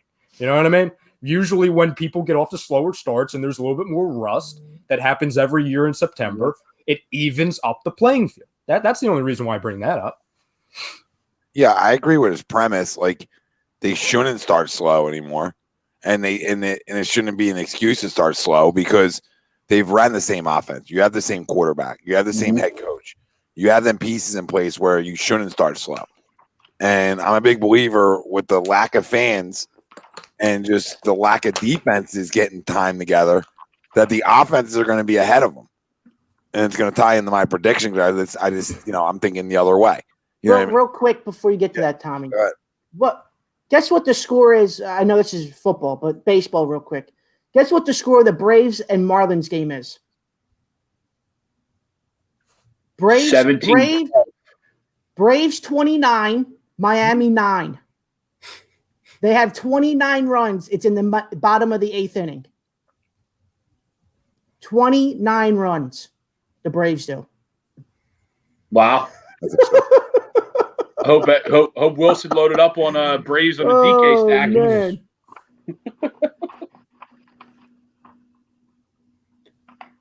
I agree with this. I don't think the Eagles are a younger team. I think they're more of a veteran team, which should favor them, with not having a preseason, etc. Should favor them a little bit, you would think. You know what I mean? And like this offense has started slow. So I agree with Ryan's point that, you don't want to see the same slow starts that you've had with Grow, etc. You know what I mean? You thought this was a reason why you moved on, right? So you want to get away from some of the slower starts. And an offense has been together for a while. You should get away from it. You know what I mean? You should absolutely get away from the slow start. So, my score prediction is, and I know I said it's going to be close, and I do think it's going to be close, but I think we're going to get a late touchdown, is 34-21 Eagles. And that's more of a one-score game up until late, in my feel. Offense player game. Has anybody said 11? No. Yeah, Yusuf did. Yusuf did. Unbelievable. Miles go? No. All right, let's expect a big day from Miles. About 6 receptions out of the backfield. Hope he plays. Good. Yeah, well, I got to bank on that. So 6 receptions out of the backfield and let's say, a touch and over 100. But I really believe Carson's going to have a big day. I'm really buying into Carson, and I like Jimmy, and I know Rye said it, D-Jax. I like a couple big plays there too, a couple explosive plays. So we'll go with that. And on defense side of football, I'm going to stay consistent. I've been a guy over the last X amount of years who's been all over Fletcher Cox, and here we go again. I want to hear your name 100 times on that loudspeaker. Fletcher Cox with the tackle. Fletcher Cox in on the tackle. Fletcher Cox. I want to hear it. You're a big play defensive guy. Big play Slate can come. Other guys can come. You're a $100 million player. So I need to hear your name all day Sunday. You got to dominate. You have the guys around you to not get double teamed all the time, etc. You're going against an offensive line that isn't good enough, and you should dominate. Regardless how I feel defense is going to be a little bit behind. I think D-lines could be a little ahead because you're just talking about getting pressure. But I think that we could break some big runs because of the lack of time together on the defense side of football for them when we still have our same scheme and a majority of our same vets. You know what I mean? So we're in a good spot. We're not changing over. You look at the Cowboys, the only negative is the changeover. How does that affect them? With us, it shouldn't affect us, right? So this should be smooth sailing. This football team should be ready to goddamn go and go down to Washington and do what you're supposed to do to a team like that. You're supposed to cover, and you're supposed to beat them by double digits. And you got to block up front, and you got to protect 11 all day. And I need 11 to come out and play like the MVP that I expect him to be this year. All right? I need him to come out and spin the football around the damn field and carry us like he did at the end of last year, except with more weapons now. That's all. More weapons. Jimmy says agreed. He better destroy their line and running backs. And he's talking about Fletcher. And he should. Philly guy, over under 4 plays with Jalen Hurts on the field. I'm going to go, since it's week 1, I'm going to go under. Yeah. Same. Under. Week 1, I'm going under. Under. Greg. And Greg goes over. So, that means 10 plays from Jalen Hurts this week. Listen, I'm already down 1 bold prediction. So I got to hope that the other 2 pan out. Yeah, I'm down at a bold prediction as well. Sydney got cut. I'll say there's going to be 2 plays, and one of them is he's probably not going to be the quarterback. So, let's see. Do you think Hargrave is starting week 1? He didn't. No, I don't believe so, because I think that's also why they signed that McGill, that defensive tackle, because I don't think they're. I don't think they know what's going on with him, to be honest, because they said, and here we go again. I mean, their initial diagnosis was he was definitely going to be back for week 1. And then they said, definitely week 1 or week 2. Now it's kind of up in the air. So, no, I don't think we see him. When you have the luxury of Malik Jackson here too, you don't have to rush it. Exactly. So, I'm okay with it if he doesn't play. I mean, Malik's like getting a free agent too. And Brian says, yes, Cox and Malik Jackson should eat. Absolutely. This isn't a good enough offensive line for them not to. You got to win up front. You know how this game's played. And now on their side of the football, you have to deal with their traffic. You know what I'm saying? Now you gotta block their intersections because they're coming. I mean, their front seven's gonna come get you. So Chase Young's like a 4-year vet right now coming in the league. So I mean, you're just loaded with Sweat and Montez Sweat and Jonathan Allen and Ryan Kerrigan and just the list goes on. I mean, Yusuf, tell the fam what you were telling us before about Kerrigan and that group, who he's practicing with. So Kerrigan and John Allen are repping with the 2s. They're not even with the first team. That's the second team. Ryan Kerrigan. We all remember the Ryan Kerrigan game of 2016. Yeah. But people didn't want to bring Peters back. People didn't want to bring Vitae back. People didn't want to bring certain guys back. And, now we're seeing why some guys sat on these airways through quarantine and begged for it. Beg for offensive line help as much as you can get. But as constructed right now, without injuries, this offensive line is good enough. So they should be good enough. I'm not saying they're blocking out like the sun, moon, and Mars like we were talking about earlier, but they should be good enough to hold up. And that's it. If we can run the football, we can take a lot of pressure off early on too, right, boys? So if we can establish the run and back them up a little bit, get them on their heels, it's going to make for an easier game for us. But if we have to throw 45 times week 1, all right. And now listen, I know how Doug is, and I trust him because this football team, regardless of how they start week 1, if it's pretty, not pretty, etc., right? They're gonna be in the mix November and December, and that's all that matters. Don says, is there any chance the Washington football team, I almost said their other name, the Washington football team beats the Eagles on Sunday? Chance? Yeah. Yeah, this is an NFL game. There's always a chance. Especially week 1. We almost lost to them last week. I mean, last year. Yeah, last year, week 1, we needed 2 late bombs from DeSean, to get us over that. You know what I mean? Because they came out and they pumped us in the mouth. And I would expect nothing less from them. I just think we're still way more we're not way more, but we're still more talented overall, and we should be in a better spot this year to handle what they have potentially to throw at us. No, I agree, Greg. I mean, this team's a better football team than we were last year, and I'm going to continue to say that. But that's a better football team than they were last year too. So, both football teams are better, and I expect a dogfight. And like I said, I expect the late TD to really get that double-digit win. But a dogfight up until then, I can see us playing from behind early on. But it's week 1 of the NFL. You have no idea what's going to happen around the whole league. That's why it's exciting week 1. You really don't know until like week 5, 6. And you're like, all right, they're the good teams. Right? You don't know. Yeah. Oh yeah, we all know it could happen. I mean, I don't think it's going to happen tomorrow, but in the first game, but there's going to be a game in week 1 to where it's going to send shockwaves throughout the entire league and be like, that team beat this team. It happens every year. Happens every week. The Texans will probably beat the Chiefs on Thursday night. You know what I mean? What was it? Cleveland steamrolled Baltimore in like week 3 last year, remember? Yeah. Right? And then Baltimore went on that run where they looked untouchable. Yeah.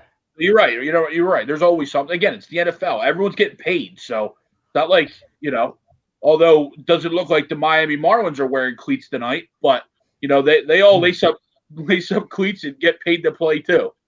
Yeah. See you, Jimmy. Thanks, buddy. Later, Jimmy. See you, Jimmy.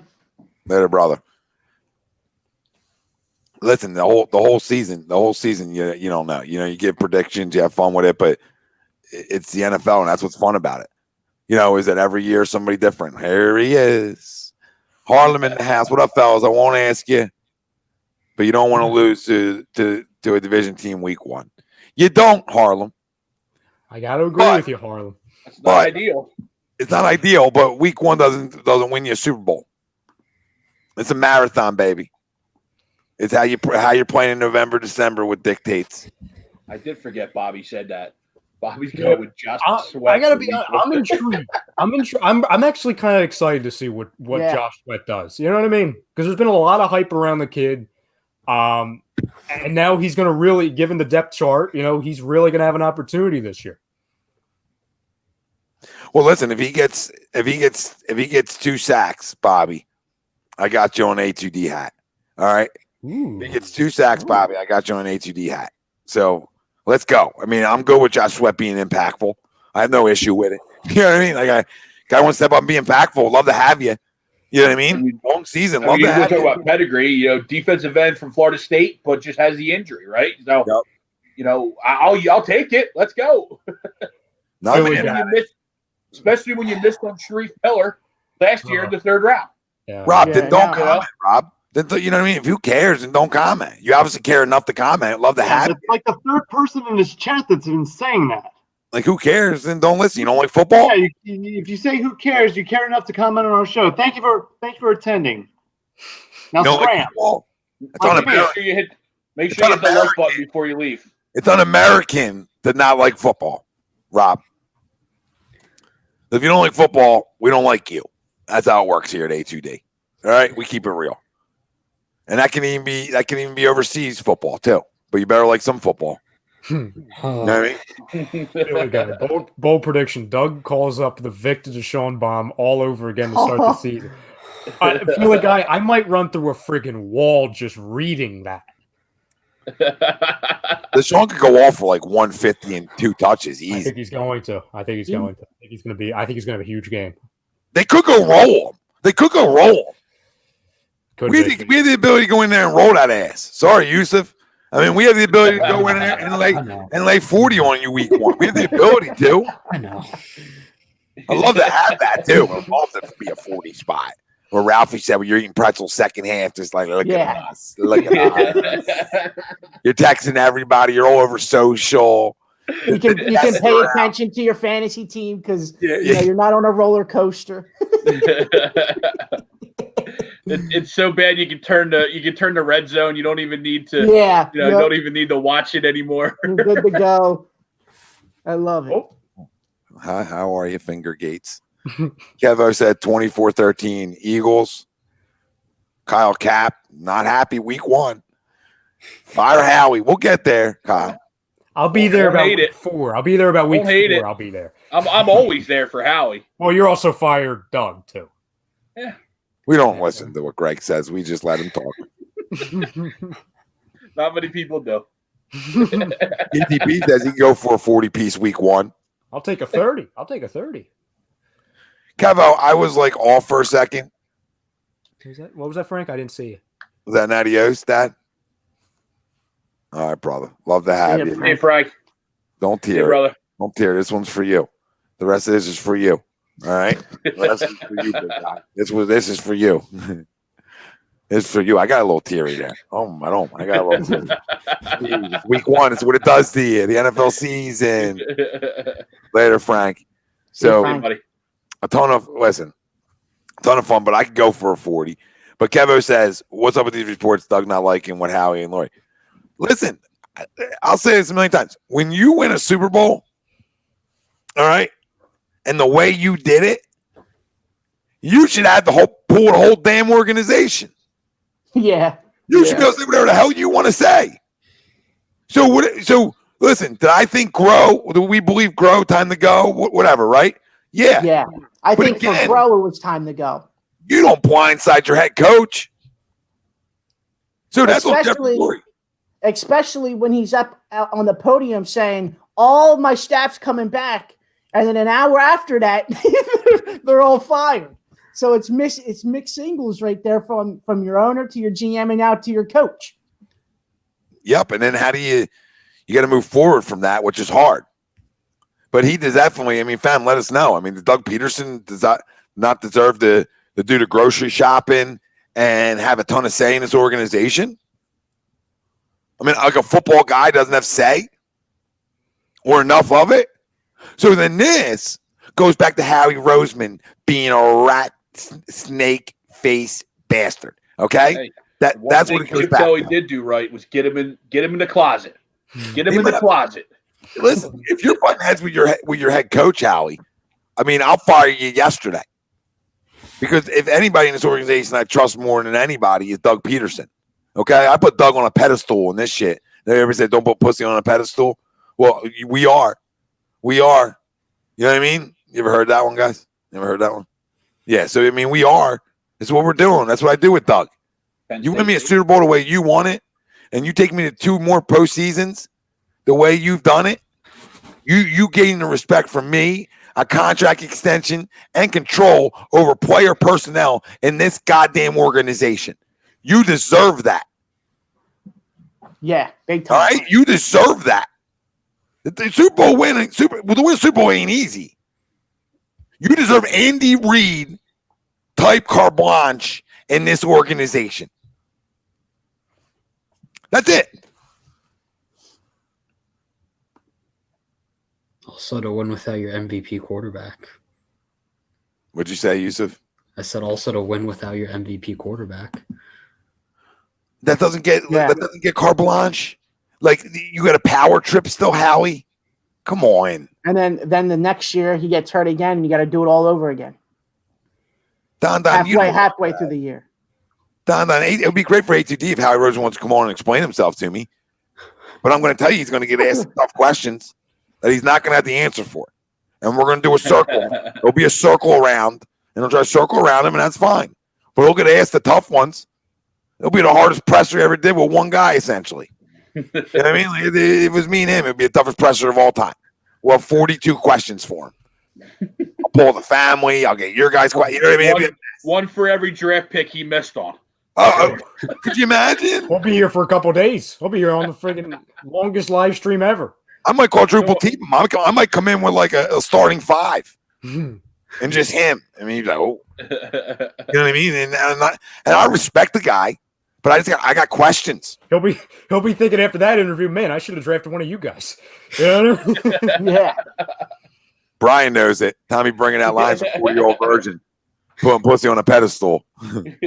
Kyle Cap still not happy about the Flyers, and we're with you, brother. We're with you. That one hurt. That hurt. We just had higher expectations for a team that was a year early. Bobby Eagles, can we just replace Rocky statue with Dougie P statue? He did bring the hardware home, baby. He's already got a statue. He's with Nick. I don't care about Rocky. So, I mean, like Rocky. Uncle Sweeps chimes in. He says, couldn't watch Long Boys in a fantasy draft because you guys left me out. Appreciate you. I blame the right people. You know, I didn't necessarily set up the draft. I told Uncle Sweeps this. You know, you got to get in the chats with the people, you know. Bill says, I mean, he'll tell you it's a quarterback factory now. Who, Howie or Doug? Because Doug ain't going to talk that shit. Howie in the interview. Yeah, because Doug ain't talking no bullshit, quarterback factory shit. He's trying to win football games. He ain't looking for 42 quarterbacks Freaking Josh McCown at home. You know what I mean? They're freaking throwing through tires. Like, I mean, come on, man. I mean, I love it that we're deep there, but my God, I mean, what do you say? If I'm Carson, my antenna is so high. Because now you're thinking you're going through 3. You think the medical staff's that bad that you're going through 1, 2, 3, and you're actually going to get to him? Go ahead, Greg. No, I was saying exactly that. Like, what does that say for Nate? Nate Studfeld, and you drafted the quarterback at 52. Like, what does that say? Like, I completely agree. I have no problem with Josh. I actually like the move. You know what I mean? Like, hey, stay home. We'll just throw you a couple of bucks every week. Just be on the horn, ready to go. Right? Cool. I like it. But then, why waste a pick? Why waste 52 on a quarterback? Why bring Studfeld back? Like, one of these has to pan out. Listen, you're 100% right because we were sold on or told to be sold on Nate as our backup. And I think we were all okay with that, right? And then you make the move for Jalen, and it's like, okay, all right, now you're getting quarterback factory cute. And then you're selling Josh, just be ready. You know what I mean? Like, what? Like, what? Like, how little confidence do you have in your starter? And listen, fam, PhillyDrinkers.com. You can get all your A2D merch. We have our own spot on there. And there's our quarterback factory shirt. I think that's 25% off, too. So if you want to rep Carson and Jalen, be my guest because Carson's going to throw 40 this year. So giddy up and go. And Tom and Greg, you guys are spot on. And like I was alluding to earlier, everything with Howie Roseman, it's just lies. It's just a freaking revolving circle of lies. I mean, this is not the quarterback factory, but this is something that happened, since we were live last Wednesday. Remember how all offseason, and it doesn't matter. He was on the team. We expected him to be on the team, so it's a non-issue right now, but it's just a point. Remember how all offseason they were talking about, Alshon Jeffrey, we think he's going to be a big part of the offense. We think he's going to be ready to be a leader. He's going to be ready in September, all that. They couldn't say nicer things about him. Here comes the deadline. They're trying to trade him for scraps. That's a real big. You don't believe what? You don't believe it happened? See, I just don't believe anybody would be in on it for it to happen. Well, no. But, yeah. I mean, nobody's going to take the contract till they see him play. But it doesn't mean they didn't try it. Doesn't mean they were delusional enough not to try it. Oh, I mean, I'm not saying they didn't try it, but it's just the chances of it happening are so slim that they may have made a phone call or two, but maybe just to gauge it because they do that a lot of times. Like because they got to evaluate and gauge. They look into something as how. Yeah, and they probably do it with a ton of players that we don't even know about. You know what I mean? Where they just say, what would you give me for this guy? You know what I mean? And they're just curious. And I was going to ask that too. On what the market. I got you. If Alshon does come back from injury, right, and he plays great, and the trade deadline is here, and he goes back to the Alshon that was in 2017, catching everything. He's an animal. He's a beast. Do you still try to move him, or do you keep him on the team if he's still giving you the production that he gave you somewhat of 2017? Catching everything. No, you keep him because especially with you move him next offseason. Yes, correct. Yes. And it's also going to be a lot easier to move him this coming offseason. A lot of guys, it's going to be easier to move. But no, if he comes back, Ralphie, and he's anything like if he's like freaking early 2018, to be honest, you know what I'm saying? When he came back. Yeah. You keep him, especially when you talk about the history of injuries on this wide receiver core. And with like we talk about the revolving circle of questions, when Alshon Jeffrey is healthy, that's not a question mark. You know what you're getting. You're getting guaranteed. He's definitely getting in the end zone. Well, because we all know the reports that came out throughout the whole offseason that you're trying to ship him off and then, last week the report came out that they're still trying to find a team to dance with and trade him off. But I was just saying, because if he comes back from injury and he's balling out and week 8 comes around, it's a tough decision. Do you move on from him and take the cap hit now or lose the cap hit now and lose some money from offseason? Want to take the cap hit because you'd be trading his money. No, that I didn't. I mistake on that. You just lose some money from next year, and then you just go on with your day. You're going to save it. You'll probably save it. Yeah. So you might have to pay like $7 million of it or something, but you'll save a ton of money. So I don't think it's being done this year, but I do believe if he plays well, it could be next year. And if he doesn't play well, I agree with that. If he balls out, I think he gets just whatever. Then they could just try to move him. But I don't know if anybody would buy into it. But somebody said, do we believe all these guys? Kyle Cap. Or are we going to sit here and think D-Jax, Alshon, Jeffrey? No. Is Peter's 16? No. But can I get 14 from D-Jax and healthy in the playoffs? Can I get 10 from Alshon and healthy in the playoffs? Can I get like 12 from Peters healthy in the playoffs? Right? Can I get 15 from Slay healthy in the playoffs? I mean, come on. Yeah. You know what I mean? I don't necessarily need 16 from everybody, but I need a healthy roster in the postseason. All we need, again, is for the last 2 years just to not happen, where it was a purge of injuries, to where there was a lot of injuries and a lot of lengthy injuries. It's football. Like, Tom, we've all been saying this for years, Tom. Since I've known you, I feel like the first conversation I had with you said this in the first sentence. The injury rate in the NFL is 100%. You know what I'm saying? To where things are going to happen. Guys are going to be banged up. But if there's not going to be long stints of DeSean being out for 15 games like he was, because I don't even count that Bears game because literally he walked on the field and his knee exploded. If Alshon's now out for 7 games, if Slay's in there for a majority, if we have our big guys for a majority of the season, it's the holidays compared to the last 2 seasons. Yeah, if we get Carson for all 16. Yeah, right? Exactly. Like if we get these things for all 16, I mean, this is a damn good football team. Yeah. For this year, and we'll talk about the cap all off season and dive into how we can improve this roster. But I think we're all going to be really excited if 11 plays great, regardless of what this roster looks like next year. WY 2 fly.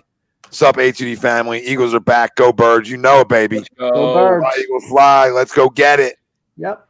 That's a great question, though, Refi, with the Alshon thing, because, and again, it's been so long since we've seen it, especially in the big thing. But if he comes back and he's producing, you don't just cut, you don't move on from him right away, because remember, in that 2017 season, what was one of the deadliest combinations for defenses? It was the Wentz to Alshon. You know what I'm saying? It was great. It was really, really good. Right. We were so confused about like them talking about disliking each other, or Alshon talking shit when they had such a good chemistry. Like it just didn't make sense. Like that's why I always thought it was Malcolm, because I'm like, it just doesn't make sense. Like like he got him paid. Like Wentz got Alshon paid. What issue are you gonna have with Alshon? Yeah. Yeah. I mean, they were all fire together. So, like, I really believe in this offense, because I think some of these guys are going to play a lot more than we think they are. And I don't think Kyle says the wide receiving core is looking shaky. I don't think it is if they're all healthy. Yeah, right now it's fine. It's probably the best it's going to look all year. Yeah, I mean, you're absolutely right, because if they're all healthy, that means Alshon's there for majority, D-Jax is there for majority, and I think probably what he's looking is it's looking shaky just because there's a lot of unknown and rookies at the back half, right? You know what I mean? Like once you get past Ward, then you're looking at obviously Rieger, J-Jaw, Hightower, Watkins, right? That's a whole lot of rookies and unknown. So J-Jaw, at least J-Jaw coming into a second year, but that was part of the unknown. You know what I mean? Because we don't know what he's going to turn into. All reports are he's looking better, but yeah, I mean, if healthy, we're deep at wide receiver. That's actually one of the few positions where we have the depth right now. Is at wide receiver. Yeah. Let's see.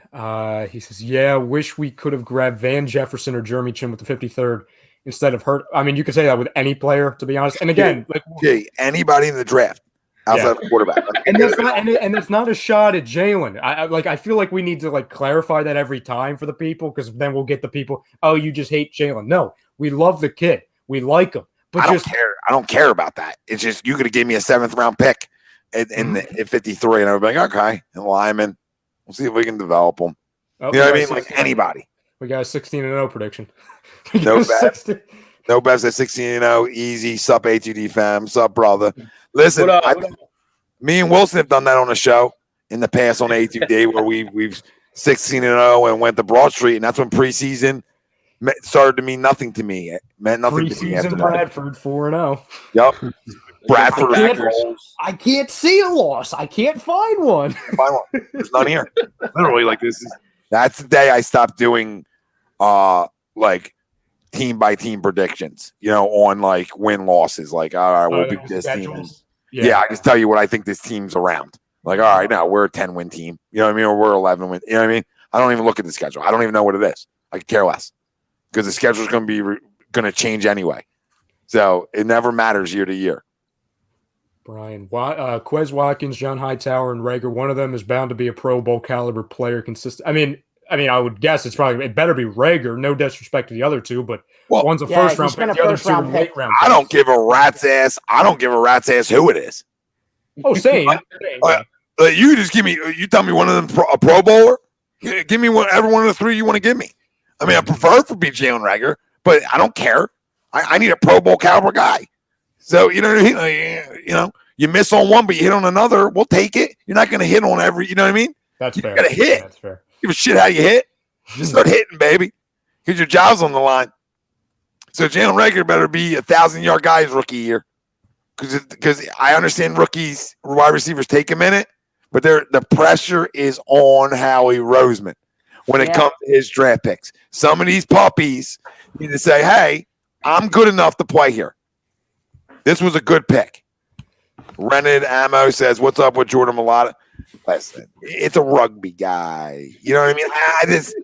What's ever going to be up with him? I don't know. Is he Refrigerator Perry running for touchdowns? I don't know. That's the only time I ever want to see him on the field as a fourth string. Oh, no, I'm sorry, because we have Huntley. A fifth string running back. That's the only time I ever want to see him. If he's our red zone running back a couple times, that's the only time I ever want to see him. I'm sure he's a great guy. I see him with the ukulele and everything.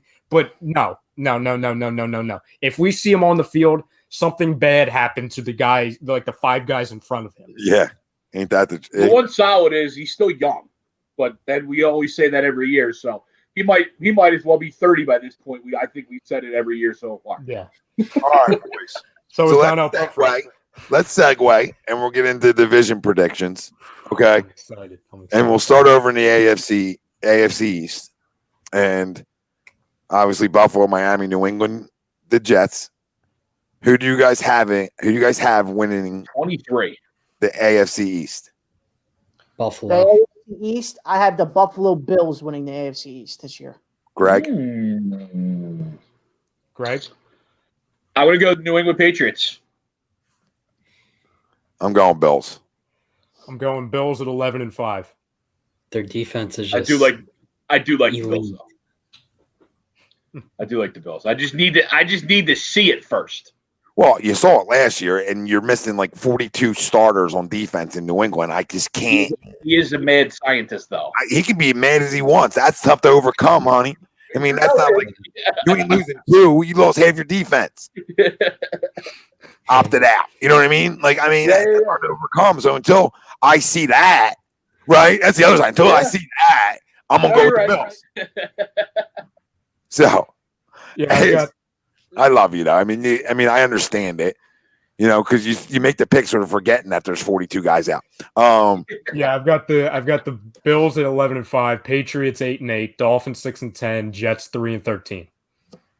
Yeah, I think the Jets are better than that. But yeah, I hear you. Jets is definitely better than a 3-win team.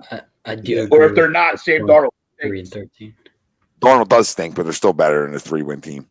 AFC North, Cincinnati, Cleveland, Pitt, and Baltimore. I have Baltimore winning that division. Yusuf? Baltimore. Greg? Give me Pittsburgh. All right. Ooh.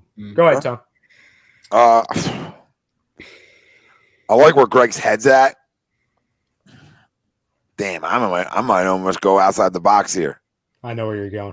Cincinnati. Steamers. I was contemplating it. I'm almost thinking about it. I mean, that defense is damn good. That's overlooked defense over there. If their offense is better, they can absolutely compete for that division. But I'm not going to take them. I mean, I could take them for just fun, but the other two teams are that good in my opinion. I'm going to go Ravens. Doesn't Cleveland have the best tight end in football too, Austin Hooper? Oh, why are we doing this again? Austin Hooper. Hey, he got paid, baby. He got paid. But I do think they're close. Rob, what was that comment? I'm sorry. How did you all become Eagles fans? How did you all become Eagles fans? I popped out of the womb. My dad was actually watching an Eagles game at the time in the hospital. So yeah, I was bored. I was bored at halftime on the Eagles Dallas game. I was born into a smart family that doesn't root for the Dallas Cowboys. And Yusuf just isn't one because he grew up being a Washington fan. Grew up being a He's a team fan. Washington. He's a team fan. And Ralphie just hasn't grown up. Yeah. No. He's a Toys Toys R R Us Us kid. kid. Y'all stop it. Would you get out of the head, dog? Get out of the head. AFC South. Hold on Tennis- quick. I didn't give mine yet. Sorry, Rye. No, you're good. You're good. Things should go fast here. I have feelings. That's fine. I know you're not going out on a huge limb on this division. So I've got Ravens 13-3, Browns 10-6, Steelers 10-6, Bengals 5-11, and the three of the four teams making the playoffs. Cleveland at 10-6. Yeah. Who did Frank have? Didn't Frank send you his stuff? Thank you for reminding me. I'm glad you said that so I don't get yelled at in a text. Thank you. Thank you. Frank, in the We did AFC East. AFC East, he has Bills, Patriots, Dolphins, Jets. Okay. And the North, he has Ravens winning the division. Okay. Nice. Thank you, Greg. Tommy said problem. the next one was what? AFC South? The Yeah. South. yes, Ralphie. AFC South, Tennessee, Indy, Jacksonville, Houston. I got the Colts winning the division this year. Colts Oh, is that with or without Phillip Rivers? with Phillip Rivers. Who would it be with? Well, if he got hurt or just wasn't playing well, they went back to Jacoby. Oh no, they're not winning. They're not winning division with Jacoby. I like Jacoby. Pick. That's a really good pick, though. No, I like it. Yeah, I'm also going Colts. I've got Colts 11-5. I have Colts with the Titans as a 5 seed in the playoffs. Yeah, I also have the Titans making the playoffs as a wild card. I'm gonna go Houston. I'm gonna believe in Deshaun Watson. Ooh, okay. You know what's funny? I think the Texans are going to stink. I don't think they're going to be good at all. They very well could. There's no We're going to question. find out. I'm going to go with the Tennessee Titans because they're built tough. So, though somebody wants to beat them, they're built tough. So, Indy, I love what they've done. I think they're going to be competitive as shit. I love their defense, but Tennessee's defense is actually better. So, and I think they're better coached right now. So, And the other side of it too is, as we saw late in the season, no one wants to tackle Derrick Henry, Yeah. Yeah. Especially especially in those cold games, right? Yeah. I mean, he ruined a great safety's career after that game. Yeah. Yep. You know, a Legion of Boom kitten. Oh my God, he did. Look like a little kid. And after that, he's banging girls with his brother. You know what I mean? Like, after that, banging girls with his brother. I mean, Derrick Henry ruined them for life. Frank, Jesus, I forgot. Yeah. Frank also has the Titans winning the South as well. Nice. Let's go, Frank. And Rye, who'd you have again? I'm going Colts 11-5. I've got the Titans making the playoffs as a wild card 9-7. Texans 6-10. I've got the Jaguars winning one game. Now you know who's going to win this division, right? Jags. No. The Jags. Because everybody went, besides me, everybody went Colts, right? So that means Tennessee's probably going to win it, right? Because the majority's high on the Colts. It's how the NFL is. It's so weird. You know what I mean? And I'm high on the Colts too. I think they're a playoff team. You know what I'm saying? So I'm right with you guys. I'm not like saying no, they're not a playoff. You know what I mean? I agree. So I'm going to go Tennessee, but I'll be the majority on that, or the minority on that, and let you guys go the other way because I'm right with Rye, like how he has both as a playoff team. So we're all good. We're all by the book there. So if you have we'll go to the West and then we'll give our 7 playoff teams real quick for the people. Okay. So AFC West, when you got Denver, Kansas City, the Las Vegas Raiders, and the Los Angeles Chargers. Who Everybody got on 3, okay? Right. 1, 2, 3. Chiefs. Broncos.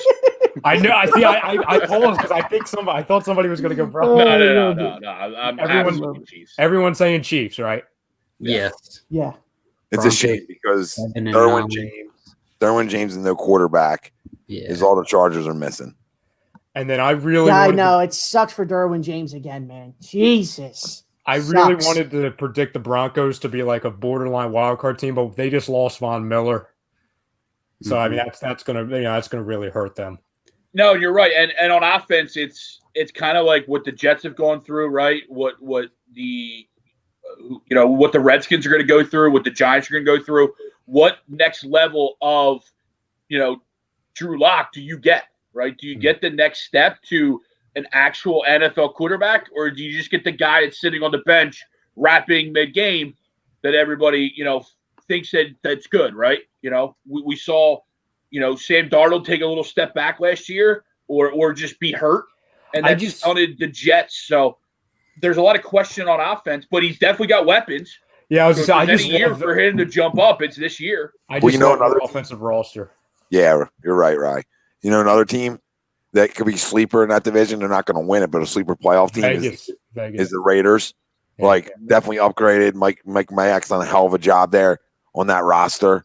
Definitely better. Could be a borderline playoff team if some things go right for them. But I'm going obviously Chiefs, and then I'll just give my quick 7. Buffalo, and I might go back to a division. So I have Buffalo, Baltimore in, Tennessee in, Kansas City in. So that's 4. So I have 3 spots left. Broncos, Prism. Pittsburgh's in. Indy's in. I'm gonna go with do I go north or they beat up on each other? You know what I mean? It's really tough. Do I go north? Do they beat up on each other? Or do I go west and I take that shot at the Raiders as being that 7th seed? I like your style if you do that. Yeah. Yeah, you know what? Rye went 3 from the north. So I'm not going to go with him. I'll go different then, and I'll take the Raiders as a sleeper in that 7 spot. Sleeper. There's always that one team who sneaks up. They got talent. They got a lot of talent. So we'll see. Philly guy, you talk about the AFC West. They're probably the best. They probably are the best team.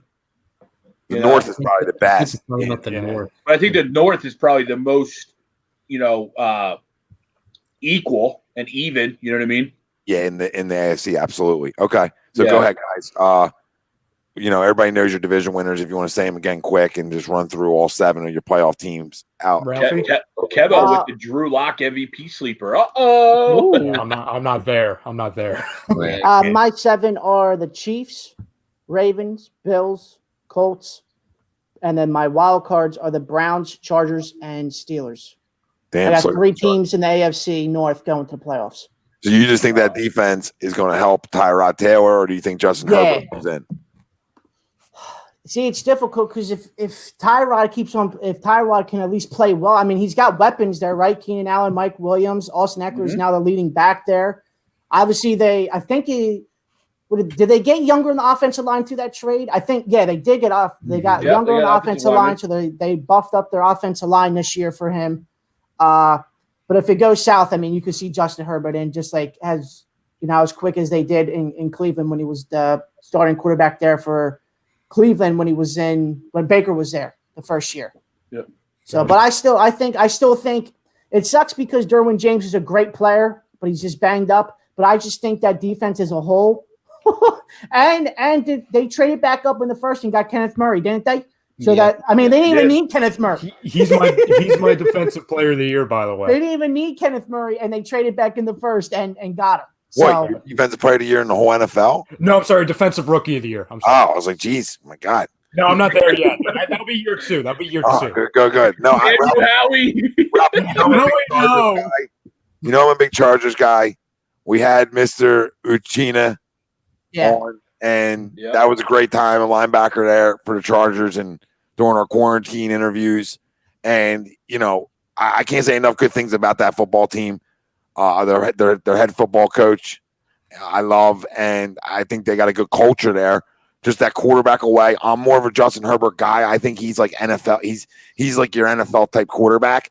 I think. And you know what, Tommy? Too. Yeah, go ahead. He's not coming into the league with slop around him. No. Like, he's actually got talent around him to be successful in this league. He's got Mike Williams. He's got Keenan Allen. He's got Hunter Henry. If Hunter Henry can stay healthy, he's a top 5 tight end in the league.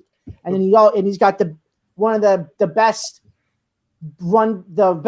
best pass catchers out of the backfield in Austin Eckler in the league as his running back. It's a shame that Mike Williams is out for the year too. That's a shame. Yeah.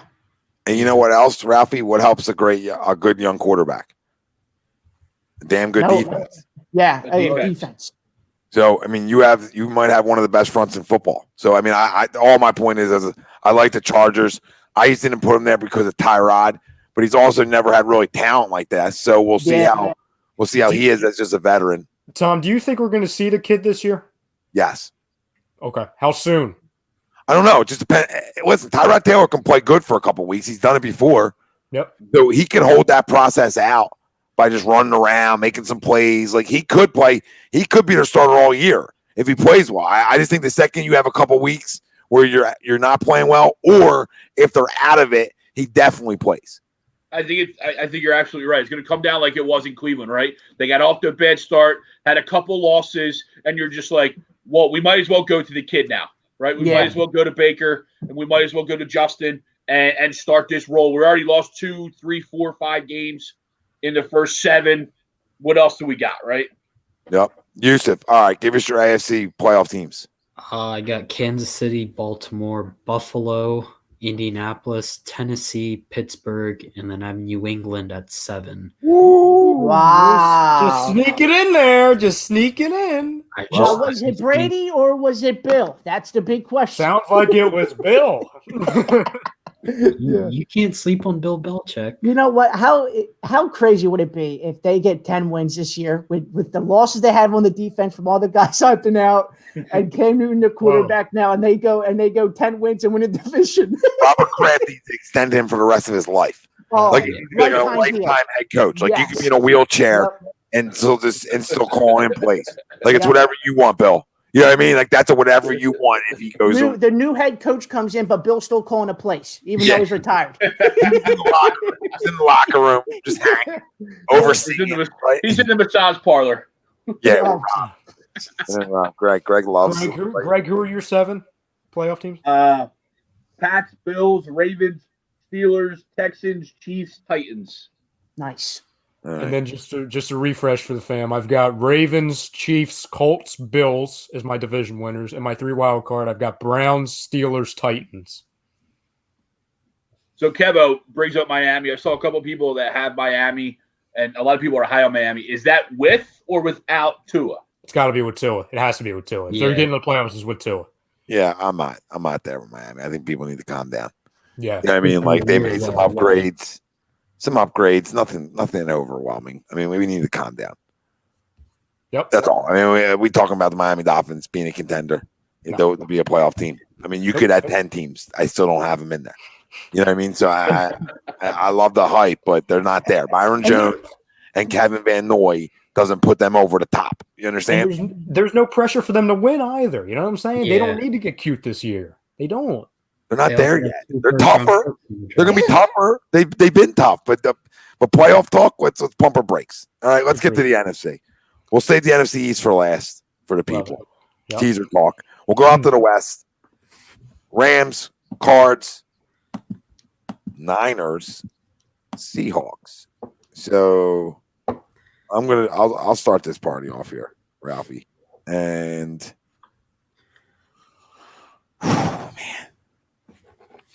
This might be the best division in football. I'm not.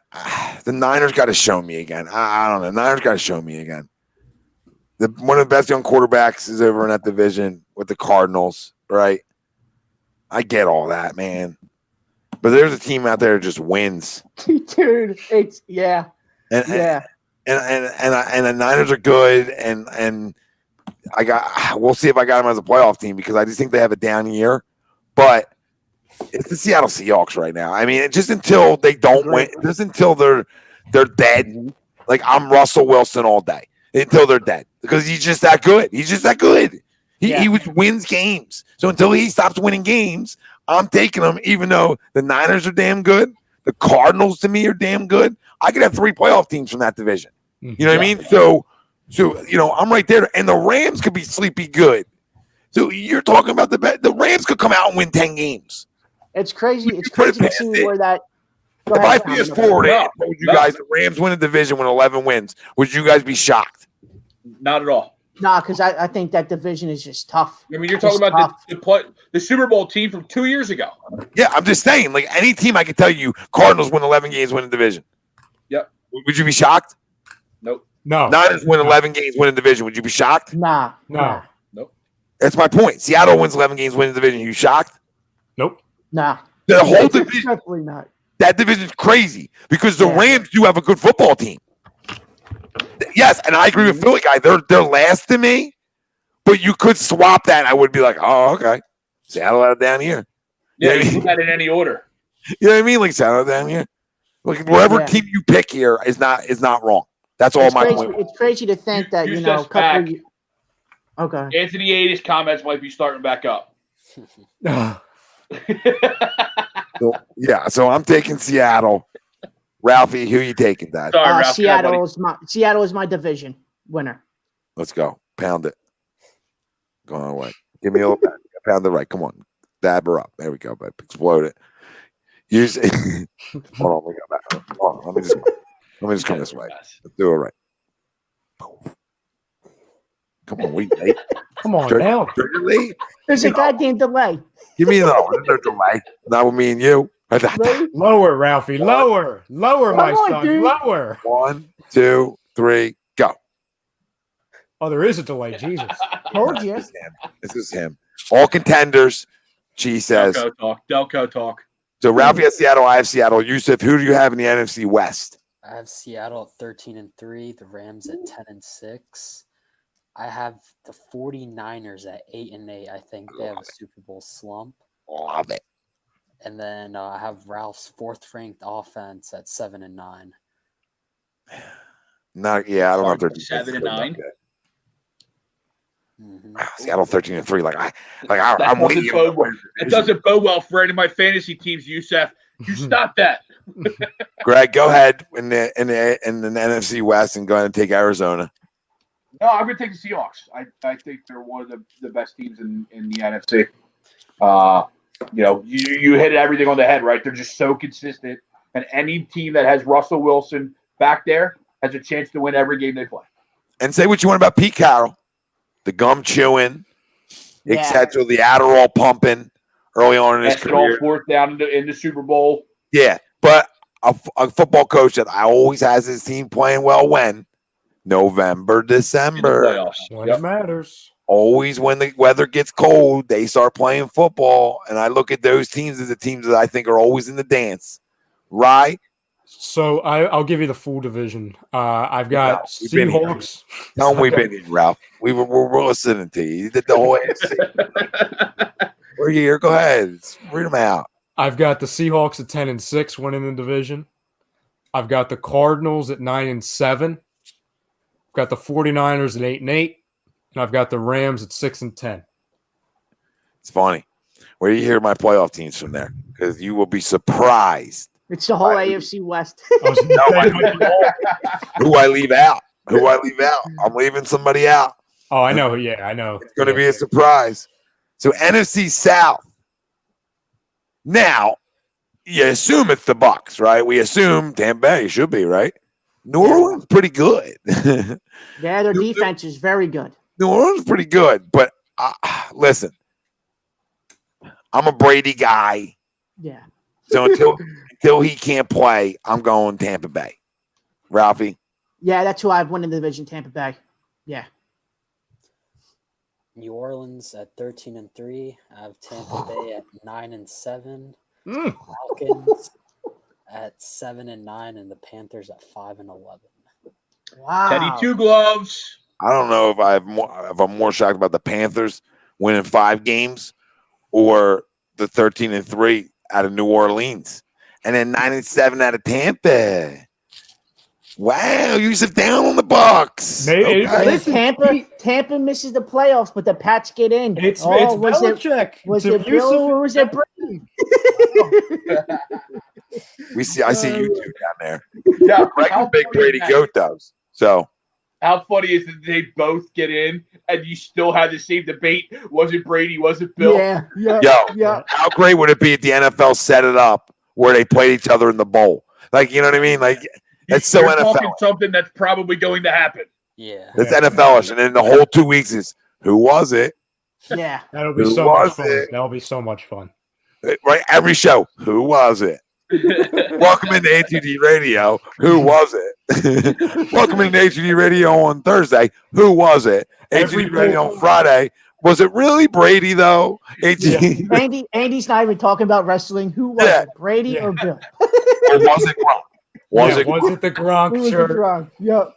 Yep. Every poll question, it'll be alternate. It'll be, it was Bill. Agree or disagree? It was Yeah. Tom. Agree or disagree? It was all three. Agree or disagree. You know what I mean? Like they tie in the Super Bowl. That would be so funny, but New England just isn't there. But we'll find out if they're there. So the South, again, I had the Bucks. Yusuf had New Orleans. Ralphie had the Bucks. Bucks. Yeah. Greg. I got the Bucks, of course. I'm a Brady guy. Until again, kind of like New England though. Until they show me that they can't do it, I gotta go for it. But I do like. Obviously we know the talent, right? But I like teaming Brady up with a guy like Bruce Arians. Not that Brady needs to be coached like a quarterback, but Arians is going to use Brady and that offense to his strengths. So true. And there's tons of talent there. Yeah. Let's not forget, there's more offensive talent in Tampa for Brady than there was in New England last year. Just look at the tight ends. Just look at the tight ends. Right? that You got defense Gronk and OJ Howard. And Cameron Brate. You're right. And their defense isn't like terrible. I think No, it's decent. good. Yeah. It would have been better if they never let Kwan Alexander go. Yeah. Was that their middle linebacker? Yeah. Yes. Yeah. Camp ran. Like that was their big loss. Like I thought that defense was really built for the future, and that loss I thought was going to haunt them, and it obviously did a little bit. But we'll see. I don't know enough about their defensive side of the football because all the attention's been on the offense. I don't know how many moves they made defensively to upgrade themselves. But you go ahead, Ryan. Tom, I'll tell you this too, and we were kind of talking about it back, early parts of the summer, right after the draft. I think the reason why I almost think it was a misconception around the league that the Buccaneers had a bad defense. I don't even think it was necessarily their fault. It was because famous Jameis would always turn it over on their own side of the field, to where if you just went by stats and everything, you would say, oh well, I think the 1 year the Buccaneers were ranked like in the bottom percentile in the league in defense. If you look at the turnover ratio, I mean, Mr. 30-30, you know what I'm saying? Like, you want to tell me about a defense that never got a rest? Exactly. Exactly. Not only was it always on the field, it was always on their own 15-yard line. Yeah. Yep. So again, I'm not trying to say that their defense is a top 5, but I think it's better than people think. And also, and this is a rookie, so I'm not saying he's going to be a superstar year one, but I think he's kind of a sleeper to be defensive rookie of the year. They got Winfield. In their secondary. Pedigree talk. Yep. No, you know how I feel about him. Hold on. I'm just looking up. I'm seeing who I'm missing. You know what I mean? Philly guy, there's no doubt. No doubt. Absolutely could be one of the best. Like Tommy said, this might be the best talent Tom Brady's had in his career. Outside of Randy Moss, just the talent-wise on his team is just insane right now. Still good defense. So you're looking at the Ndamukong Suh's over there, right? JPP's still there, right? So you have some guys. Shaq Barrett. Well, they also got She agrees. Winfield's going to be good. Who was their linebacker they drafted last year? The stud linebacker. Devin White. Devin White. Yeah. Levante David's still there. Obviously, who's a pimp, right? So their front seven. That defense is their front loaded, seven's really good. Now they have question marks in the secondary to me, right? When you talk about Davis, Bunning, right? They're the two starting corners. Like that's question markish, right? Yeah. That's question markish. So their safety's a little bit better, but really, I mean, that's question markish. I would also say the O-line's a question mark too, because you don't know how Wirfs is going to play on the right side, and I think the middle guys, center and the guards, I think they're also big question marks, but we'll see. Yeah, no, you're absolutely right. I've got Bucks winning the division at 11-5. I've got Saints 10-6, Falcons 7-9, Panthers 4-12. Oh, Teddy, 2 gloves. Sorry, Teddy. Less than 16 wins. I should be apologizing to McCaffrey, to be honest. We all should. Whole NFL should. You're up there, you crumb. NFC North. I agree with Jay, and I agree with Rye, and I agree with Greg. When we were talking about it all draft, we're fans of pedigree, and Winfield's a pedigree cat. So, look, Tampa's got a good one there. So, NFC North, Chicago, Detroit, Green Bay, Minnesota. And Who? I'm going to go with a team that I still think, I know they didn't address getting him weapons early in this draft, but the Green Bay Packers are a damn good football team. Still a bad man over there. Until Aaron Rodgers is done with it, I'm taking the Packers to win the NFC North. I knew this was coming. Don's been waiting 6 months for that. I'm gonna go 6 months for my NFC North. I'm going Vikings with the NFC North this year. Okay. To win it. And for Don, since you left me off the list, I had the Lions going 0-16 for the second time in franchise history. I love that. Winless for Calvin. Yeah, winless for Calvin. Winless for Lawrence. Trevor Lawrence is coming back. Calvin Johnson's coming back. Yeah. Can you imagine that though? Right, like you drafted Stafford #1. You suck so bad that you take his, predecessor in Trevor Lawrence. Like the parallels of sucking for an entire decade, and still working out, and now you're going to ruin Trevor Lawrence's career, like you ruined Matt Stafford's career. Real quick, he'll be in every game because of Stafford in that offense. Yeah, it's just they got a running game for real. They got two guys I love. One's Carryon Johnson, who I love, and I love Sweat. Yep. We were talking about drafting him. I would have traded up to go get him because I think he's that good and explosive. So they have the running game. Marvin Jones is Mr. Consistency. And obviously, when you talk about the guy on the other side, Galladay made huge steps. So, I mean, they're going to be competitive. Their defense stinks, but they're going to be in every game. So, okay. Did you know Kenny Galladay was available when the Eagles drafted Sidney Jones? Why do you do this? Throw that out there. Why do a lot of it seems like a lot of all pros were available at that time too. They definitely were. I could go back and find the text from our Uncle Sweeps. Yeah, I would not like to throw up tonight, but feel free to go find it. So North, I got the Packers. Ralphie, you have the Vikings. Well, going back to the running game, they also have my guy AP, who unfortunately was released. But anyways, division, I got Green Bay at 11-5. I have Minnesota also at 11-5. It's Green Bay winning the tiebreaker. I have the Bears at a surprising 8-8. Don, I'm sorry to do this to you, but I have the Lions going 3-13. Patricia getting fired after week 7. Stop it. First off, stop. I gotta say something. First off, I'll put it out there right now. The Lions end up with a better record than the Bears. The Bears stink. Stink. Flat out stink. All right, that might be one of the worst teams in football. Wait till you see it. Stink. Your defense can't be on the field all day.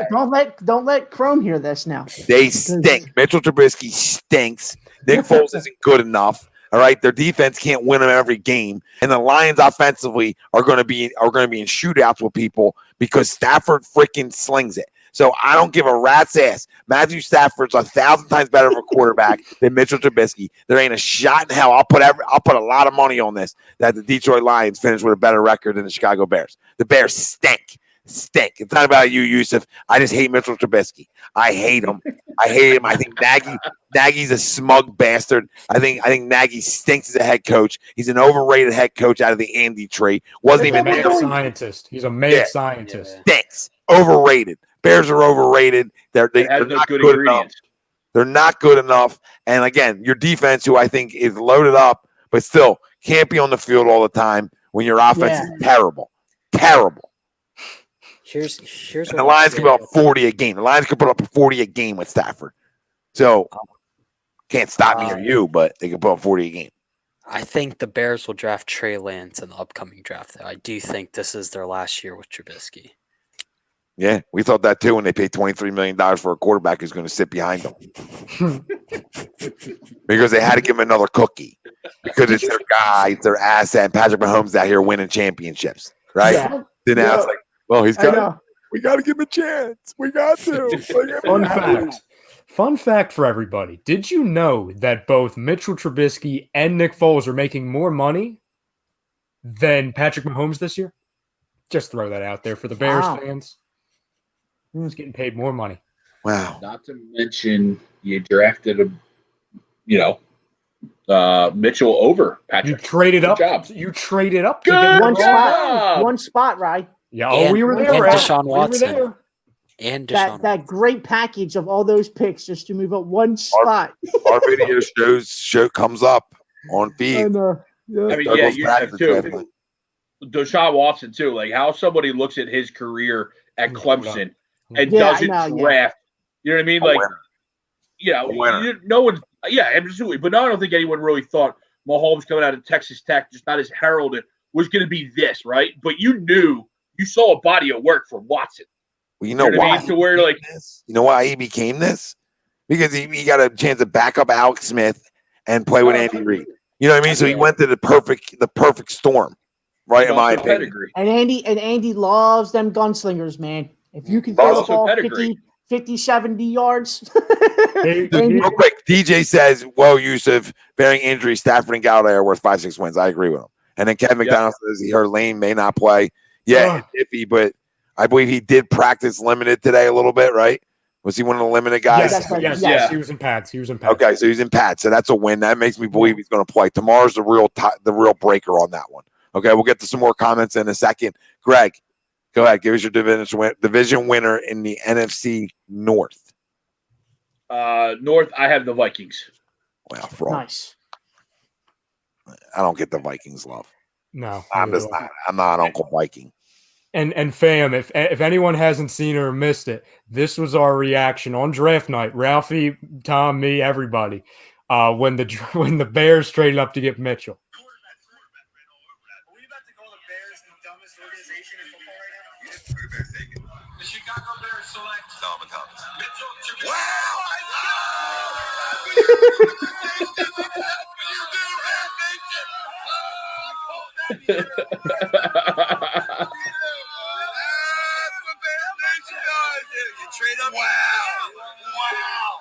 Wow, go get Cutler back.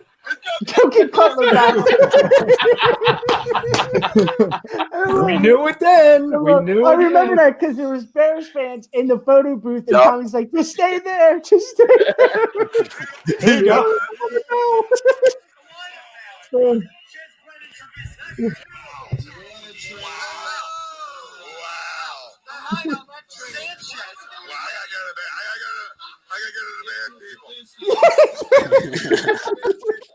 I'm sorry. I gotta come ask you guys. I guess. I don't know. I don't know either. They're going to range. Mitchell Trubisky stinks. The guy I watched. All right, stop it. He's not good enough. All right, this is not good enough. He's not worthy of being a top 10 pick. When he doesn't have you in his top 10. Listen, this is what bad organizations do. I love it. It's pretty spot on. That was a Pretty lot I spot meant on. Jesus, though. So I mean, a lot of things Yeah. were Yeah. like, you know what I mean? I was like predicting a lot of things. A lot of things were cleansed that night. Yeah. Oh yeah. Philly Jesus. That's when we found out a year early that we were winning the Super Bowl. Yeah. Remember, I said Philly Jesus. Who's winning the Super Bowl this year? He said us. Well, no. You Said said who are the Eagles drafting? He said. Oh yeah. He said him. And I said, oh. So I said, who's winning the Super Bowl? He said us. And I said, ooh. And then, you know, from there on out, the rest was history. That feels like it was 10 years ago, by the way, this video. Feels like it was 10 years ago. Yeah. Well, I mean, you know, we had some puppies in there. I know. We had some young kids in there in that vet that were Ryan just. was 13. You know what I mean? I needed a damn haircut. Looks like a freaking afro. He needed adult permission to get in. I had to like sign off. Yeah, I had to hop the fence. The waivers. Just kidding, Philadelphia. I didn't hop the fence. Don't show up at my house. So you know, we know it. So right, who are you taking in the NFC North? I'm going Packers at 10-6. I've got the Vikings 9-7. I've got Downtown. I've got the Lions 7-9 and the Bears at 5-11. Mitchell stinks. Terrible. I think the Bears fan would take 7-9. though. You know what I mean? Like, Yeah. I think they would take that. Me and Or Lions. Lions fan. I'm sorry, Lions fan. I think they would take that. That would be a huge step. That doesn't get Patricia fired. It was like 2 years ago, Andy. That was like 2 years ago. That was I like don't 2 know. years ago. Don, what do Lions fans want? Do you want to lose? Do you want a high pick, or do you want to? Are you trying to sneak in? You know what I mean? Do you guys feel in Lion Nation? You guys can sneak in. They might feel that way. Do we I have? don't think we have a Sidney Jones reaction. We weren't No. there. Thank God, we weren't there. Ted, I'll tell you what it would have been. I'll just tell you. What are we doing touching the Achilles? Like, we know nothing from Achilles. Like, you could do a lot of things. You could tear your ACL.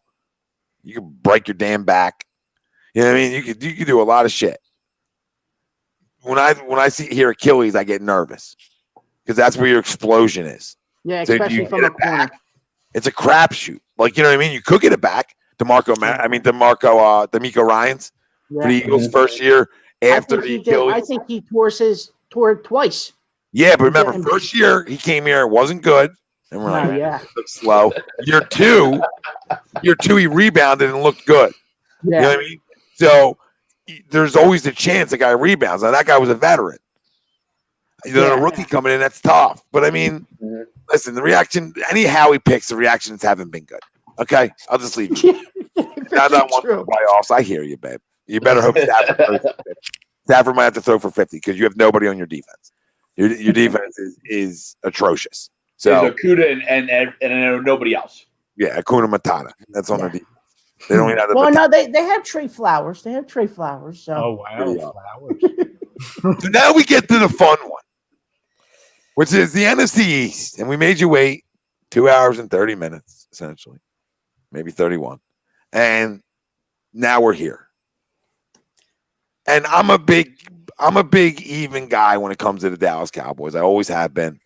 I told you, I don't know, week 17, if Prescott's arm was healthy or shoulder, if we win that game. I don't know. Nobody knows that. You know what I mean? Nobody knows, but that wasn't him.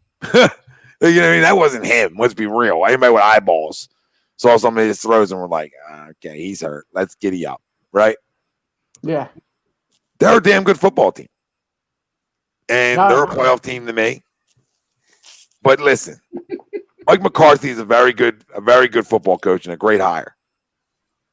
But Doug Peterson to me is the better football coach right now. Carson Wentz, when healthy, is a better quarterback than Dak Prescott, and I think Dak's a really good quarterback. Okay? But the Philadelphia Eagles are better than the Dallas Cowboys right now. And if you look through the rosters, right, you can really make the case for it. You can really make the case for it. They're banged up in key spots. They have question marks. They have a great linebacking core. They have a great front four, right? But they're secondary, right? I love their one corner, right? Who I think is better than Byron Jones anyway. But Diggs, we don't know what he is yet, right? He's a youngster, and then their safeties are the unknown to me too, in a way. So they have question marks to a point. So I got the Eagles. I got the Eagles better than them. It's a roster that's been together. It's not anything new coming in. You know what I mean? I just think we're veteran loaded. We got great leadership from top to bottom here in terms of head coach down, right, with our players. I just don't know a team with more leadership in this division than us, and that's what really sells me on the Eagles winning the division. What up, Todd? Philly Dilly, brother. What's up, brother? That's what just sells me, guys. That's the oversell to me when it comes to Doug Peterson. Like, I just got so much trust in that guy and so much trust in guys like Brandon Graham, and the list goes on the leadership of this football team, man. We've seen it. We've seen it for 3 straight years now. I mean, if you bet against the Eagles to win division, I'm not saying you're wrong, but I'm just saying I need to know why. I need to know really why. And you can tell me the Cowboys got better, and I'm going to tell you we did too. Yeah. We did too. So Jonathan Nelson has the Eagles at 6-10. Then I would just stop watching, babe. You know what I mean? I would just stop watching if you got to say 6-10. Like, you want to say 9-7, right? I'll be like, okay, you're a little down. 6-10 is like, I know you're a hater. You know what I mean? Like 6-10 is like you have an agenda. How are we a mess, Jonathan? What's a mess when you got a franchise quarterback? What's a mess when you have a maybe a top 3 head coach in football? What's a mess when you have a top 10 defense? What's a mess when you have projected a top 10 offense? What's a mess? Thanks. I'll be here. All right. I got the Eagles. Ralphie, who do you got? Juju, Philly, 12-4. Let's fucking go. Love it. I love it. I love it. For this NFC East, as you know, we were talking about it in the opening, 2-team race, and I still have it a 2-team race. I got the Eagles winning the division this year. For the first time, it hasn't been a back-to-back division winner since I think 03, 04, if I'm correct. Yeah. Been a minute. That streak gets broken. There will be a winner back-to-back years. Philadelphia Eagles win this division. It's 10-6. I have them at 10-6 this year. I might have the Eagles and the Cowboys with the same record. And That's what I have. Yeah. I could. But either way, they're both going to the dance. Yeah. Absolutely. Yusuf? I know at the beginning I said the Cowboys, but I'm actually going to flip it because I realized We got him. We got him. Hercules. I just realized how important continuity is, and there's only one team in the NFC East that has continuity. That's the Eagles. As far as the rest of the division, I actually have Dallas and Philly tied, with Philly having the tiebreaker as far as division games. Both at Can I say something to you? Uh-huh. I have to say something to you. We just sold you. You know what just sold you on this whole thing? Is you watch the Messiah tell you about Trubisky years back, right? And his disciples, we told you. The Messiah and his disciples told you, and it never really started to sell you. And then when continuity talk came up, you're like, how do I go against the Messiah and his disciples?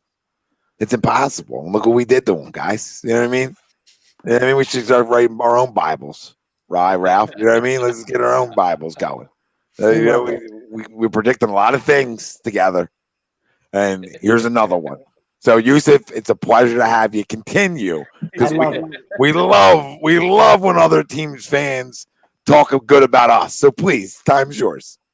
Yeah, so I have them tied at 11-5. I have the Eagles actually winning 5 division games this year, splitting with the Cowboys. And then I have the Giants at 7-9. And then Fair. I have my Washington football team at 6-10 this year. 6-10. You know, 5-11, more realistic for you. And I like how you bumped yourself a grade. A little letter grade. And I'm not mad at you. I love it. Somebody get that man an Eagles jersey, and you an Eagles jersey, and you an Eagles jersey. Everybody in the Eagles jersey. Hopefully, we're giving out A2D shit. A2D is Eagles gear too. You know what I mean? Jonathan, stop bitching. Jonathan, stop. Jonathan, it's week 1. It's all about positivity. We can get negative later, but positivity. We have DeSean Jackson. Positivity. Okay, you can say what you want about him, but Greg Ward played well last year. We have a top 3 tight end in football. We have another tight end that everybody's so high on, right? Listen, and now we're not going into a week 1 or starting the year off with just Greg Ward. We actually have DeSean Jackson on the field. We have JJ and Jalen, and we're ready to go. Finally. And hopefully Jalen's there. Juju says, I'm a Dallas fan. Our back end of our defense is questionable. I mean, that's all. People, this is what I'm telling you. There's no homerism. There's a little bit. But I sat here and told you that's their question mark. So you get a Dallas fan telling you that's their question mark. So there's no lies day to day. We're just telling you. Go back to that. I got to finish reading them. Oh, I'm sorry. I wasn't done with them. And he says, questionable to me, and it will hold them up when winning the division. And that's sort of how we feel about our linebackers. But the bigger thing you need is a good secondary. You know what I mean? It's more important. You have a good safeties. Yeah. So, all right. That's all. Go ahead, Greg. Born and raised in Texas. I would love some ATU shit.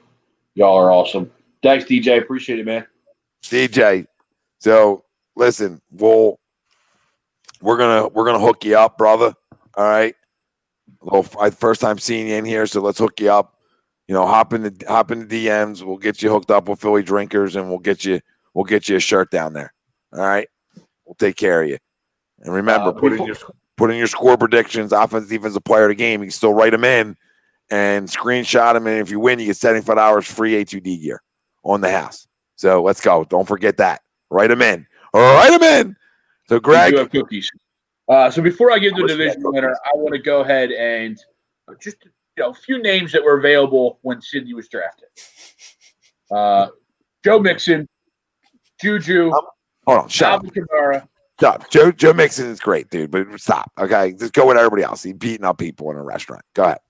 All right, so Juju. All right. Alvin Kamara, Cooper Kupp, Teddy Golladay. If we're going to exclude Hickson, I got to take out Kareem Hunt then, and Chris Godwin. Okay. So everybody. With that being said, Eagles win the division. Look at you. Nice. Look at my kid. It's growing up. You know what I mean? You raise them right, Yusuf. They tell you raise them right and they come out right. Look at them. Look at them. All dugged up. I mean, he's so dugged up right now. He'd be like the secretary and bend over the desk for him. You know what I mean? That's how dugged up. Jesus. Doug's my guy. Jokes Cleveland Steamer talk. Nobody's shitting on nobody. Relax.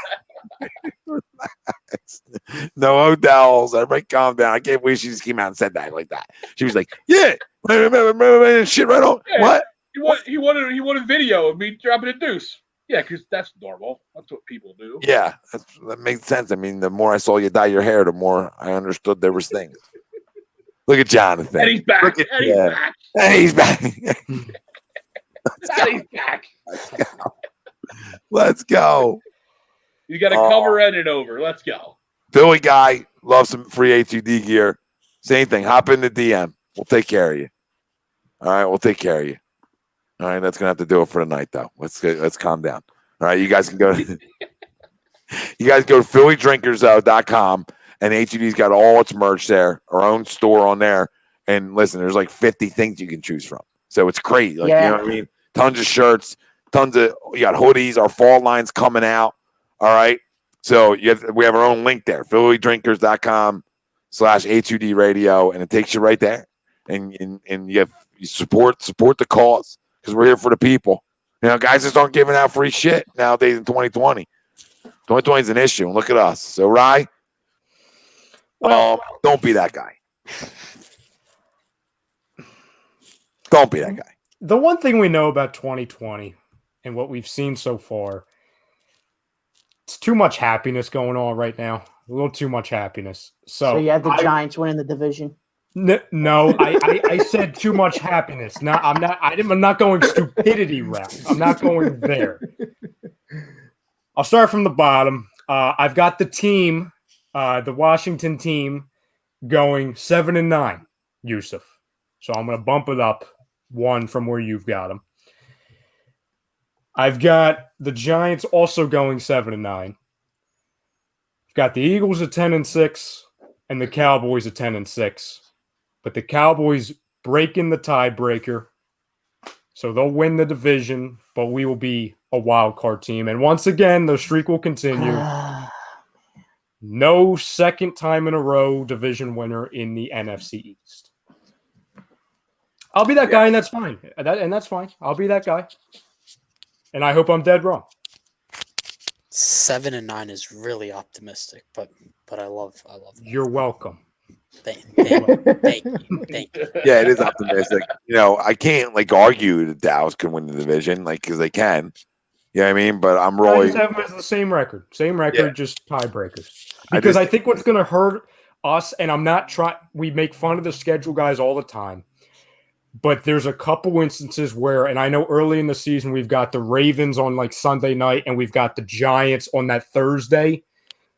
There's some breaks in the comparison to where we're really getting the short end of the stick and they're getting a break. You know what I'm saying? To where I think it could come down to one fluky type of a loss on a short week that's going to change the complexion. You know what I'm saying? And that's fine, Ted. And that's fine. I understand people are going to be – I understand. Yeah, I mean, upset. You are. I mean, it's the Eagles division to lose. So let's go. All right. So we'll give her 7 now, okay? We'll give her 7 playoff teams in the NFC, right? I have Philly, Dallas, Green Bay, Tampa, Seattle. What's that? 6? 5. That's 5. You can join the fluffy world order. 5. So I got 5 there. I'm going to go New Orleans 6 and the Rams 7. Ooh. So who are you leaving out in the West? I am leaving out the Niners and Arizona. Okay. Ooh. Okay. I just think they're the team that everybody's down on, and that's how the NFL works. And they'll sneak up and get into the 7 spot somehow. You know what I mean? Yeah. And then Sean McVay's a genius again. You know what I'm saying? Like I could just smell how the NFL Yeah, works. the media blows them for however many weeks they Look want. at his girlfriend. Oh my god! Yeah. Like if I see your girlfriend one more time, like she's A hot, I would genius. expect it. I would expect it, dude. I would freaking expect. I would hope your girl is smoking when you're making that kind of money. I would hope it. When you're coach of an LA team, I would hope that you did well for yourself. So Yeah. I'm good. So, all right, Andy's coming after you. who? Andy, you. He's coming after you. They're Do not you even know well. who the 49ers are? Listen to me. Mike Shanahan is. They're not Mike. Kyle. Kyle Shanahan's one of the most overrated guys in football. Okay, I'm tired of hearing about Kyle Shanahan. All right, when you cough up big games constantly in your big 2 opportunities, right? You start to you're not as good as people think you are, right? Right? You're not. That's big. I mean, he coughed up 2 big leads in Super Bowls, which he had control of in a way. Had control of what happened with Atlanta, and that definitely had control of what happened with San Francisco last year. Back-to-back double-digit leads going into halftime in the Super Bowl, and both were blown. Listen to me, Bill. I'm trying to tell you, the Super Bowl hangover is going to hit them. Jimmy Garoppolo is not that good, okay? He's whatever to me. They really relied on their defense last year in their running game, and that's fine. Defense was insane last It was year. insane. I don't know if they hold up as well this year as they did. I still think they're good. I'm just telling you. It's a fantastic thing. He called you pudgy. He called you pudgy. Who, me or Greg? No, Greg. No, me. Well, Greg's Pudge. Me. Yeah. I don't even take offense. I used to get called that in growing up. Oh. Cousin Pudge. My bad. Pudge Rodriguez. Yeah, Pudge you know what's catcher growing up, so yeah, I'm sure it fit. Sure your pop time was good. That's why I moved. What the hell are they talking about? The Niners? All right, dude. Yeah. I think they're overhyped. They went on the back of their defense last year. Kyle Shanahan is not the smartest guy in the fucking room. All right? Watch what happens. All right? And then you all come back and circle back on this tape. I want you all to circle back on this tape again. The Watts, like it's a freaking shock. Like it's a culture shock. Like they're freaking loaded or something. They're good. Step back. There's my 7. I don't mean you guys step back. Continue to fire at me. I meant the Niners. Step back. Ralphie? My 7 are Seattle, Tampa, Philly, Minnesota. I do have the 49ers making the playoffs, Saints, and Cowboys. Okay. Yusuf. Seattle, New Orleans, Philly, Green Bay, Minnesota, Dallas, Los Angeles. I don't have the Niners making the playoffs. I think Jimmy G is just, I think he has a very down year. I love Robert Saleh, but I just don't think that defense can win them more than 8 games. Just don't see it. I agree. I think, Bill. Their defense alone just can't get them into the playoffs.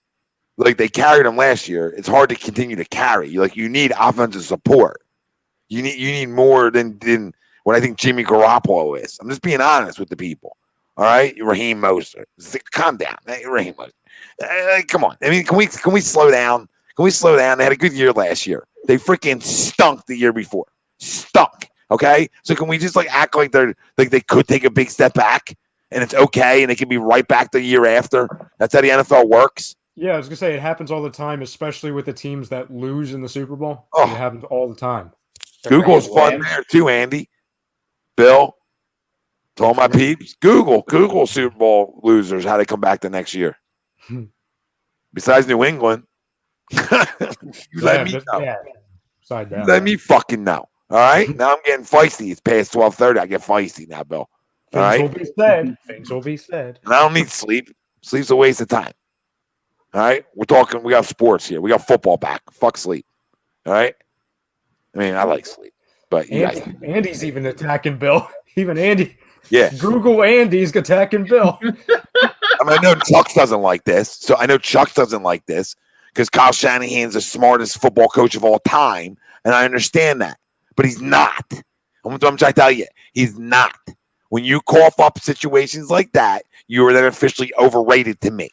And you got a small sack. Ooh. Multiple times. Wait. Chuck said Kyle Shanahan's the smartest head coach in NFL. No, it's just the persona. Yeah, I mean, He would give him a handy. he may or may not have said those exact words, but he thinks them. He's definitely thought it. May have accidentally mumbled it, but I don't know if he's announced it. He's mumbled it all right, and he's probably DM'd them. Oh, absolutely. He definitely slid into the DMs. Yeah, not my a huge 7. Kyle Shanahan guy.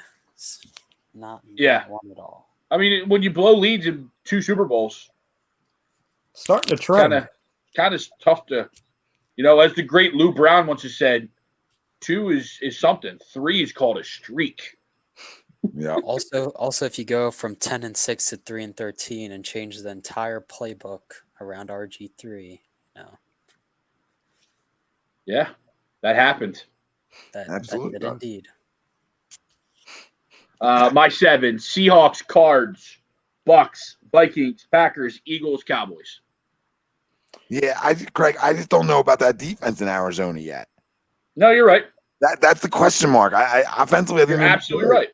I just don't know who's playing defense. Outside of I feel like 79-year-old Patrick Peterson. Like, you know what I mean? Jordan Hicks, who's now an All-Star Pro Bowler. Yeah, he'll be hurt by week 4 this time. He's not going to double dip that. No one gets hurt in Arizona. Chandler Jones and Isaiah Simmons, right? That's it. Buda Baker. They're good. Okay, they're good.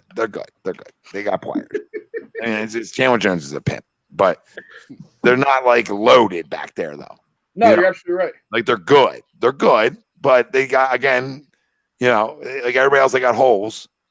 But we're gonna find out. It's gonna be fun. And then for my 7, I've got Buccaneers, Packers, Seahawks, Cowboys as my 4 division winners. And then my 3 wild cards, I've got Saints, Eagles, and Cardinals. I'm also going Cardinals. Nice. Alex, who's going to the Super Bowl? Ooh. The Birds. I've got Buccaneers, Chiefs. Wow. Oh, so that means that streak will be broken too. No team who's hosted the Super Bowl has ever played in the Super Bowl. Yeah, it's 2020. It's going to get weird. Yeah, very true. Very, very true. Ralphie, you got a Super Bowl matchup? Let me see. Hold on real quick. 2 seconds. Did not know we were doing this. Give me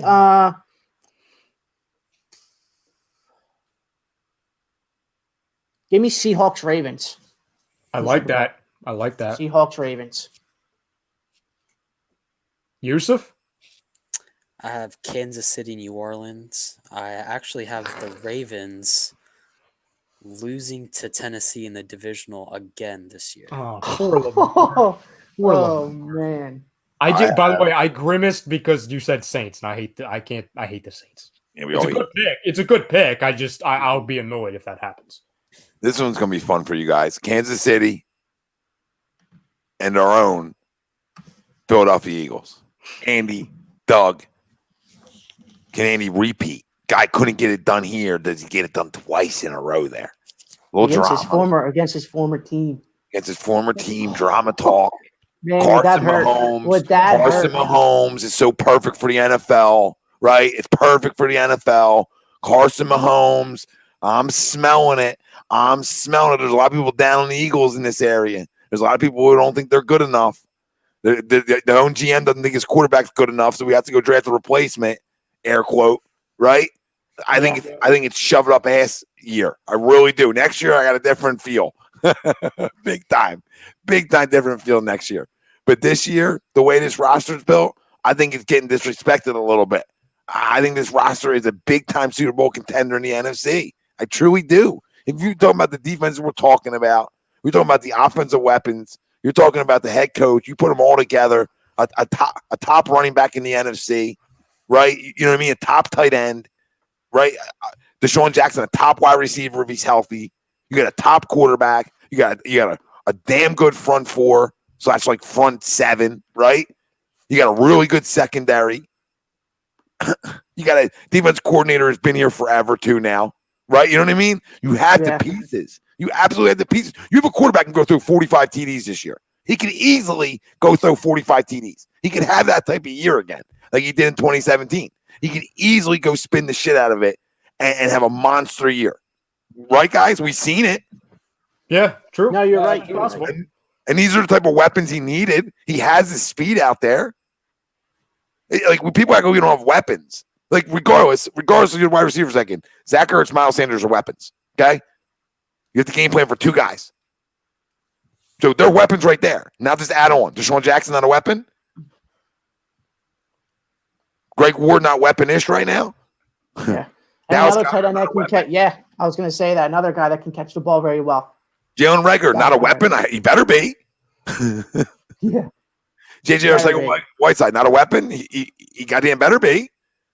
You understand what I'm saying? So there's weapons here. I don't like this talk that, like, we're weak. We're weak. Like, this is a damn good football team. Let's start putting some fucking respect on it and talking into existence now. Let's talk some shit into existence. All right? We did it in 2017 after Carson went down. We were sad, and then we started talking things into existence. One more week. Remember, Rye? One more week. Just give us one more. Just give us one more. We're asking for a lot of weeks now. All right? All right. Greg, who did you have? Pats Bucks. Ooh. Oh, Christ. You would do that after I said that. I love it. I mean, that would be something, huh? That would be a great matchup. Them ratings are better than the Eagles. Yeah. Yeah. It might blow maybe not the ratings ratings might not be better, but because Kansas City, Philly probably bigger. The storyline would be it. The storyline would be bigger. Yeah. Kansas City, Philly would be like the most even matchup on the offensive side of the ball. Yeah, Jim Schwartz better not play the friggin' prevent defense that day. Yeah, right. Hopefully he just got what he needed to not have to do that anymore. Hopefully, right? I think so. I think we're. It's crazy to say, like, 4 years into Jim Schwartz being here, but I think we're finally going to see the Jim Schwartz defense. It's crazy to say that. And he's a good coordinator. He's a really good coordinator. So he gets disrespected in this. Yeah, he gets disrespected a lot. He does. Big time. Like, we fire him. People talk about fire him. Get a clue. Every loss, fire either him or the offensive coordinator, which we won't have this year because it's Duck. So, like, if he's playing Slay 10 yards off the ball all year, I'm going to flip out. I will flip out. Because Slay has even said multiple times in interviews, he does not play like that. You know what I mean? Like, yep. So, yeah, I agree.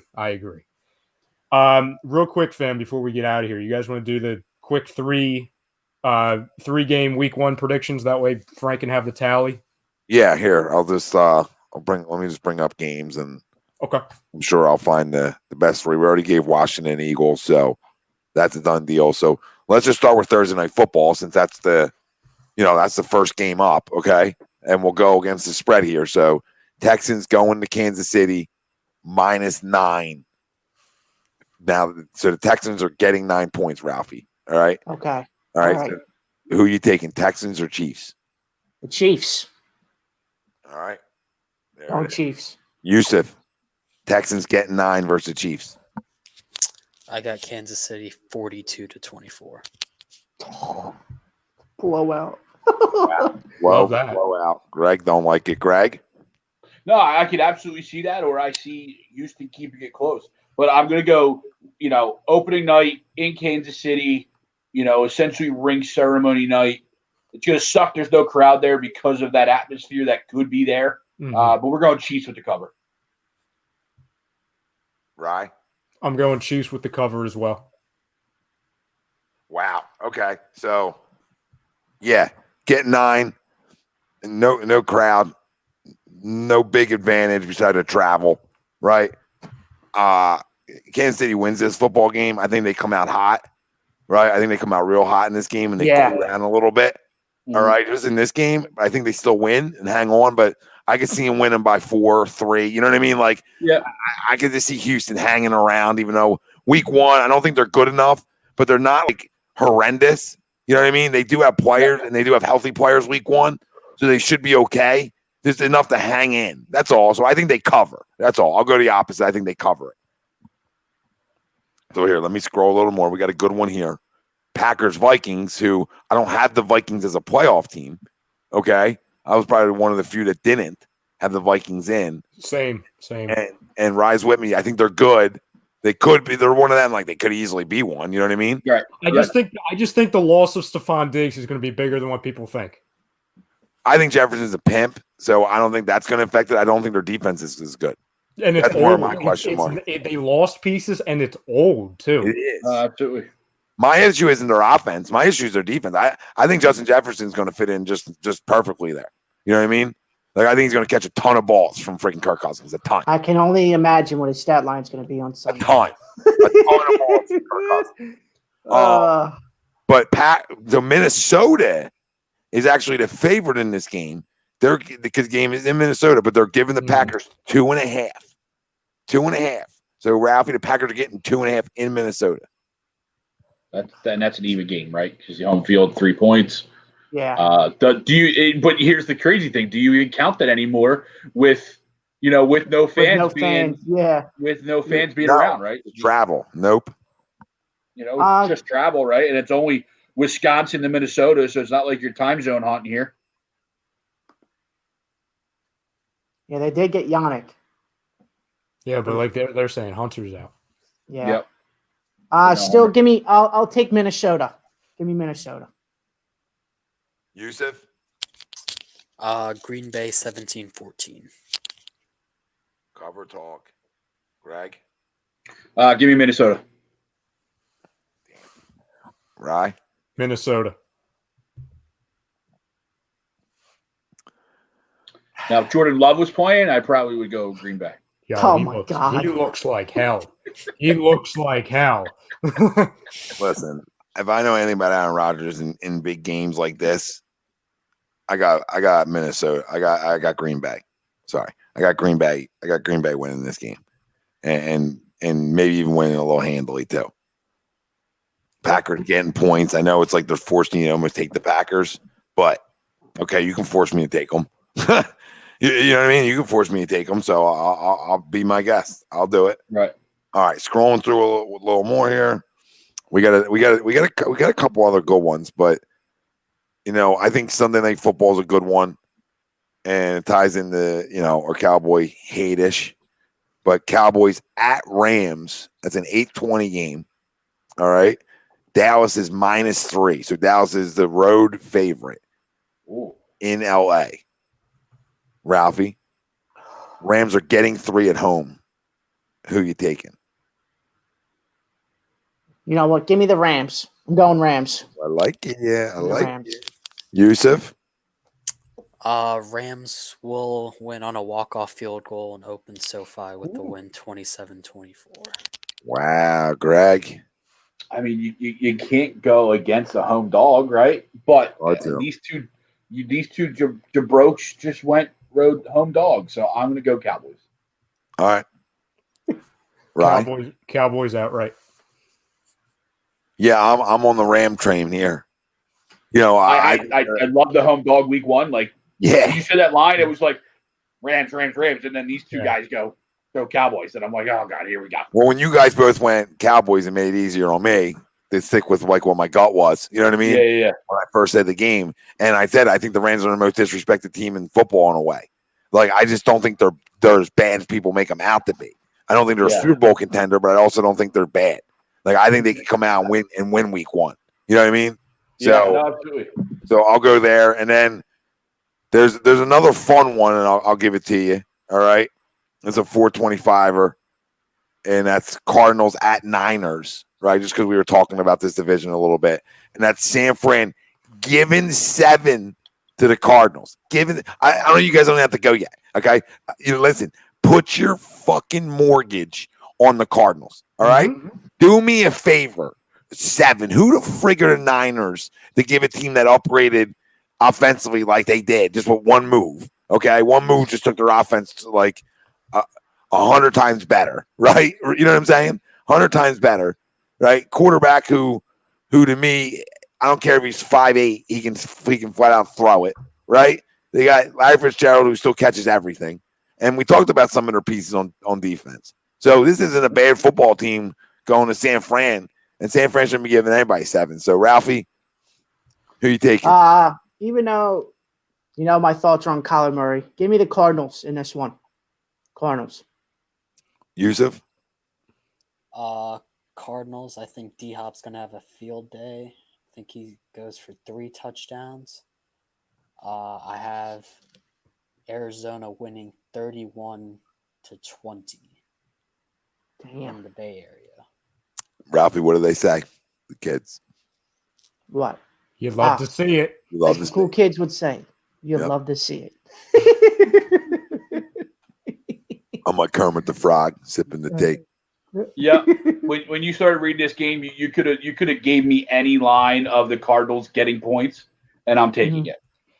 Yeah, I had this before I even heard the line, and the words of the famous Noah Eaton, the Cardinals in a rout. Oh, man. So let me see if I can if there's another decent one here. There's another like decent one that we can have fun with. Yeah, and that's the Saints Bucks. That's another big one, right? And would probably be in our 5-pack here. So Bucks Saints, Buccaneers traveling to New Orleans. Okay, New Orleans is giving Tampa 3. There you go. Todd Womack. Niners yes, don't that even is have correct. Debo either. Yep. Huge loss. Correct. Huge loss for that offense. Giving 7. Oh, I'll put it in now. Load up now.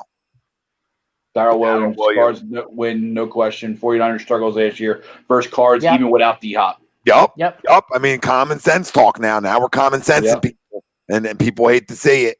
You know what I mean? This is what we're doing to people. Niners aren't good enough. I'm telling you right now, they take a major step back.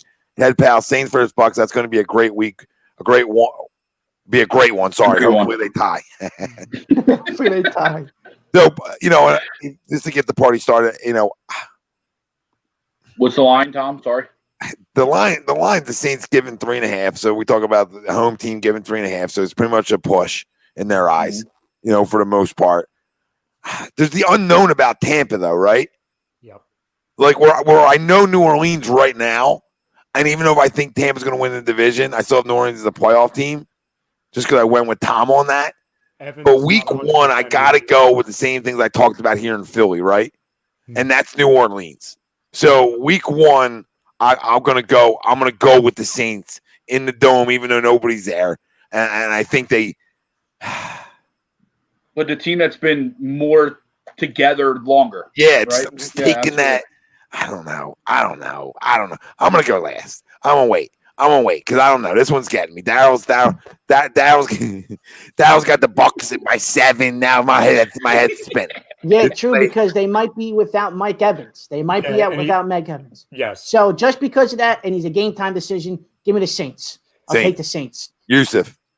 Give me the Saints in a shootout, 48-45. They don't cover. That doesn't cover, though. 3.5. You need a kicker. Need that half. That hook. 49-45. There you go. 7 touchdowns. Let's go. Shootout. Great defense. Can you imagine Scott Hansen on red zone with that one? Could you imagine their defense coordinator having a freaking heart attack? Yeah. I mean, he would die out there. thought we upgraded. Mm-hmm. Greg? I'm going Bucks. Yeah, I'm going to go Saints handily. I'm going to go Saints by 2 touchdowns. Little week 1, little panic for the Bucks. We see this a lot with the we can't say it with the Patriots anymore. With the Brady teams, they kind of start off a little slow. And also Mike Evans, he's either not going to play or they're talking about snap counts. I know they have a ton of weapons to feed off of that to where it's going to be fine. But I honestly think the Saints are going to win handily here. So, Tom's been practicing with his guys for a while, even when he wasn't allowed to. Essentially, like he's been getting at it, and when I watch him get at it, it's hard for me to go against him. It's a go, man. He's getting at it with guys. So, but I'll be going against everything that I'm thinking early on in the season, and the Saints have a really good defense. Extremely good offense. Emmanuel Sanders, new addition to the club. Yep. Right. I mean, a really good team. Jameis Winston. Stop, Greg. Taysom Hill. Stop it. I can't. I want to kick a kicker. You know what I mean? I want to kick a kicker in the head. Will Lutz. I'll punch Will right in the face. So bring it back. I'm gonna take the Saints in this football game. I'm gonna stick to what I feel. You know what I mean? What I felt from the beginning, in a way. And that sort of summed up the big ones. You got Browns, Ravens. Not really. Yeah. Browns stole one from them last year. Browns are getting 8. Tom, if you have it up, what's the line on the Bengals Chargers game? Bengals Chargers. Chargers are giving the Bengals 3. Yeah, I think that's the upset of the week. I think I go Bengals. The rookie gets week 1. Yeah, AJ Green's healthy. They're all healthy. It's before they burst into flames. And then Herbert starts week 2. Yeah. Just like that, Tyrod's on the bench. Yes, Don. I have him in the Super Bowl. So, yes, I do think Gronk is making an impact. Yes. Just looking. There's Steelers, Giants, Monday night. Yeah, it's are they having still the double headers on Monday night? Yeah, they got the double header, and they got Titans, Broncos after it. To me, that's Titans easy. Mm-hmm. Loss of Von Miller, your captain. Yeah. I think that hurts for a minute. But we'll see. This is why they play in week 1. Billy. See you, Bill. Later, Bill. See you, Bill. We're going. Everything's well, Bill. Yep. Right back at you. Everybody enjoy week 1. Tomorrow night. Yeah, man. Tomorrow night, you'll have Birds of a Feather here on A2D. Leading you in the Thursday night football. Then you'll have the hockey happy hour talking about all the hockey action. So you can double dip football, hockey, get your fixes in. All right. And then Friday night, Jimmy, I'm going to try to make it. And I know a few other guys will be right back at you talking Eagles again on Friday night. And then Saturday, you got a little soccer talk early in the morning. All right. And then it leads you into the weekly roundup. And you'll have that 70s show character, Zach Burr, along with Steve Reichel, and they'll always have a guest on. I mean, Steve just lines them up. I mean, he's good at it. He gets a lot of guests for that show, so it's a great one. And then you got the fluffy talk late at night. Oh my! Speaking of paragraph, wow. I mean, right? Oh my God! I mean, my Lord, take me to dinner first. The Butter Show featuring Ritz. Oh my God! I don't even know what he's saying. Great show, big day tomorrow. Oh my God! Don't forget to check out our major shows. Is he listing everything that I'm saying? Yes. Yeah. Oh my God! Would you react to the first quarter? The guys actually happy hour. Oh my God! I can't. I mean, take me to dinner first. Okay. I mean, I'm going through it.